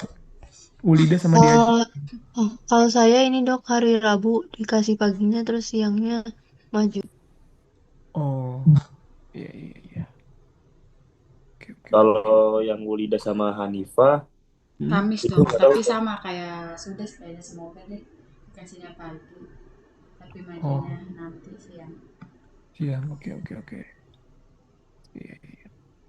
Tergantung mood dokternya sih dok. Iya, benar. Maksudnya maksudnya kadang waktu itu karir juga sama kan, karir itu kan ini dok ya, waktu itu, pengujinya sama kayak aku, dokter Eka Hmm. juga, sama Mesyaro juga sama pengujinya. Cuman kalau yang karir kan dapetnya waktu itu bayi ya, sama kayak Hmm. Mesyaro. Kalau aku dapetnya Hmm. anak. Nah kalau yang sama sih kayak, kalau yang anak, kalau nggak salah, jadi pagi misalkan dikasih, kita tuh dikasih waktu bukan buat bikin status sampai siang. Kalau Oh, misalkan setuju. terus kalau misalkan siang misalkan belum beres, besoknya maju dok. Nah tapi harus bagus. Nah dokter yang aku dok, anamnesisnya itu benar-benar harus benar-benar kayak buku, benar-benar kayak apa ya, anamnesis awalnya tuh dia demamnya misalkan kenapa, jadi per paragraf dok, misalkan paragraf satu demam, dia Hmm. kenapa demamnya, terus gejala lainnya paragraf 2-nya, terus yang ketiga ya misalkan gejala lainnya dok, ya itu yang buat nyingkirin dedenya kalau yang dokter aku dok. Hmm. Iya, iya. Masih bisa lah, lulus lah. Berarti sebenarnya nggak ada yang ujian besok dong ya? Ujiannya pada hari Kamis semua sama Rabu ya? Ya kecuali Meisaro dok. Oh iya, Mas Sarah doang besok. Tapi kan udah lega duluan kan, kalau ujian duluan kan. Tinggal tunggu stase selesai doang kan. Iya dok, tinggal nunggu pindahan aja. Kalau koas sih kayaknya lulus terus ya selama nggak bikin masalah sih. Cuman nilainya aja sayang kadang kalau misalkan nggak maksimal ya. Karena kan koas tuh tingkat subjektivitasnya tinggi. Jadi tuh tempat kita buat dapat IPK maksimal sih. Ya. Wah, zaman saya dulu kalau koas tuh IPK semuanya 3,8, 3,8, 3,9. Gila-gila sih. Karena emang gampang buat dapet nilai A. Karena kan dia sangat subjektivitas sekali gitu ya. Keseharian dinilai kan. Terus kepatuhan follow up ya. Ke bagusnya kita nulis resume, apa status di rekam medik kayak gitu-gitu kan dinilai tuh gitu. Jadi emang penting sih. Ya ujian mungkin bobotnya cuma sekitar 30-40% lah gitu. Tapi nggak tahu deh kalau sekarang gimana. Apa jangan-jangan sekarang yang dinilai murni isi otak gitu. Nggak tahu juga sih. Sekarang mah waktu itu sempet ini sih dok, sempet ngeplak sih apa KSM kita. Jadi Hmm. waktu itu kayak bimbingan dok, terus KSM-nya ngomong kayak kalau misalkan minimal kalau misalkan otaknya kosong, attitude-nya dijaga gitu aja sih dok kalau dari KSM Pasti katanya sih, gitu. lulus sih pastilah. Cuman mungkin ya itu kalau misalkan emang kita yang belum terlalu bagus secara isi kepala ya, maksudnya yang belum pintar gitu. Biasanya lulusnya lulus nilai ngepas gitu. Cuma kalau dokter spesialis yang ada di rumah sakit tuh nggak pernah pelit kok kalau ngasih nilai sih. Harusnya ya, harusnya sih. Gitu. Oke, ini juga karena mungkin terkait masalah waktu ya. Udah jam 12 juga. Ada yang mau ditanyakan lagi? Udah dok, udah somnolen semua ini kayaknya dok. Iya, kalau misalkan besok masih mau ada yang dibahas, kabarin aja ya. Siapa tahu misalkan tiba-tiba ada yang dapat kasusnya belum pernah kita bahas ya. Kayaknya sih sebenarnya udah pernah kita bahas semua nggak sih? Masih ada yang belum memang ya? Nggak ada kan? Nah ini dok, eh, jadi dokter di sini tuh, eh, dari senior sih ya, dari senior Hmm? dokter, ada 5 dok di sini. Nah yang suka ngasih kasus aneh tuh ada satu dokter dok yang ngasih ngasih kasus aneh. Oh, ada yang ujian sama dia nggak? Ada dok, ada. Itu Ulida ujian sama beliau, sama Oh. dokter ini, sama Hani. Tapi semoga semoga sih dapat kasusnya gampang dok ya. Soalnya Hmm. kemarin yang senior kemarin dapat Hmm. kasusnya KAD dok. Aduh, susah banget lagi. Iya dok, dan mereka biasanya ini apa, hamil seminggu, hamil 3. Nah nggak tahu sekarang tuh nyobain flash cash. Oh. Biasanya kalau fresh case sih harusnya kasus yang maksudnya yang sering dibahas lah. Hmm. Amin, doain ya dok. Hmm. KAD juga nggak terlalu susah kok. Eh, susah. Cuma maksudnya dia algoritma aja gitu. Bisa dipelajari KAD itu. Tenang, tenang. Sama meningitis TB dok kalau nggak salah kemarin yang Oh, senior tapi kalau kemarin. itu susah. Kalau itu susah. Kalau itu agak susah sih ini. TV itu agak susah sih. Gitu. Ya, ya mudah-mudahan nggak dapet yang kayak gitu lah ya. Mudah-mudahan sih yang Iya, udah sering kita pelajarin aja. Ya mudah-mudahan dapetnya di hari akut dengan dehidrasi berat gitu misalnya kan ya. Atau aduh enak banget sih dok, apa? enak banget. Iya kalau dapet kayak gitu kan. Sebenarnya dapat bronchopneumonia kayak si Astrid juga enak tuh ya. BP itu enak kok. BP itu enak. Dapat TB ini sebenarnya hitungannya juga enak kok ya. Enak tuh karena udah ada algoritma nasional gitu ya. Kita tinggal baca-baca ini aja diulang-ulang sampai hatam. Udah yang ditanya juga seputaran yang doang. Ya. Sindrom nefrotik juga enak karena udah ada algoritma terapi yang kemarin udah saya kirim ke Sudes juga kan. Ya. Terus ya kalau yang dapetnya kayak yang aneh-aneh kayak sepsis ya contoh ya sepsis. Jujur sih sepsis itu berat ya. Karena sepsis itu kan multi gitu loh penyebabnya banyak ya gejalanya juga susah tata laksananya susah patofisiologinya menjelimet ya susah tuh kalau misalkan dapet sepsis kalau KAD secara algoritma sih gampang secara diagnostik juga gampang cuman mungkin secara patogenesis patofisiologinya susah tuh ya kalau KAD kalau meningitis agak ribet sih gitu apalagi sih ya kalau anak ya emang kayak ISK gitu nggak ada pak ISK. Dari kasus yang senior kemarin sih dok, nggak Hah? dapat ISK. Maksudnya nggak ada yang pernah dapat ISK gitu dok. Oh DHF demam berdarah gitu nggak ada. Ada DF itu ada dok, dong. kalau DF ada. Ada lah, justru justru malah kalau saya jadi konsulen sih, Kak, saya ngasih ujian ke kalian tuh yang penting-penting gitu, yang banyak kasusnya kayak demam berdarah, ya, sindrom nefrotik, oke lah masuk. Nih, TB paru, bronkopneumonia, asfiksia neonatorum, terus ikterus neonatorum. Itu sih sebenarnya yang paling penting ya. Kalau misalkan udah yang kayak yang aneh-aneh sih nggak usah sih harusnya. Tapi ya tiap konsulen punya gaya masing-masing lah ya. Oke.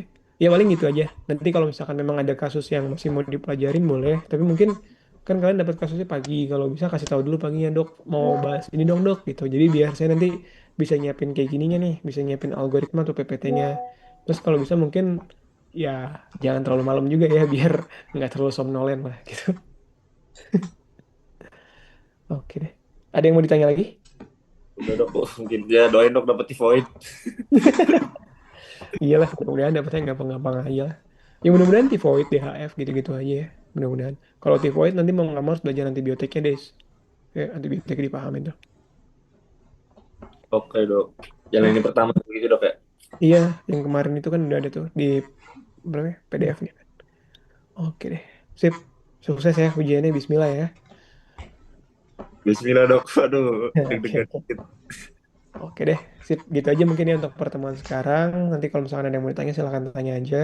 Tadinya sempat mau ngebahas leukemianya si Hani, tapi udah maju ya dia ya, leukemianya. Belum dok, justru justru gini dok, justru yang Handi tuh ujian sama dokter ini. Nah kasusnya sama dokter ini juga dok sama. Nah Oh, kemarin sempat sempat ini sih dok, sempat ada miskomunikasi sama dokter apa sama dokter lain. Ini yang minta bimbingan malam ini. Waktu itu sempat ini dok, sempat miskomunikasi sama yang eh, apa kasusnya Siani, dokter yang kasusnya Siani dok, yang oh, leukemia. iya, iya.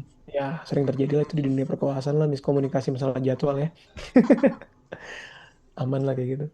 Oke. Ya, mungkin itu dulu. Nanti kalau misalkan ada yang mau ditanya atau mau ada yang mau dibahas lagi, kabarin aja ya. Oke, makasih banyak ya semuanya ya. Oke, izin live ya. Masih banyak Oke dong. dok. Banyak dong.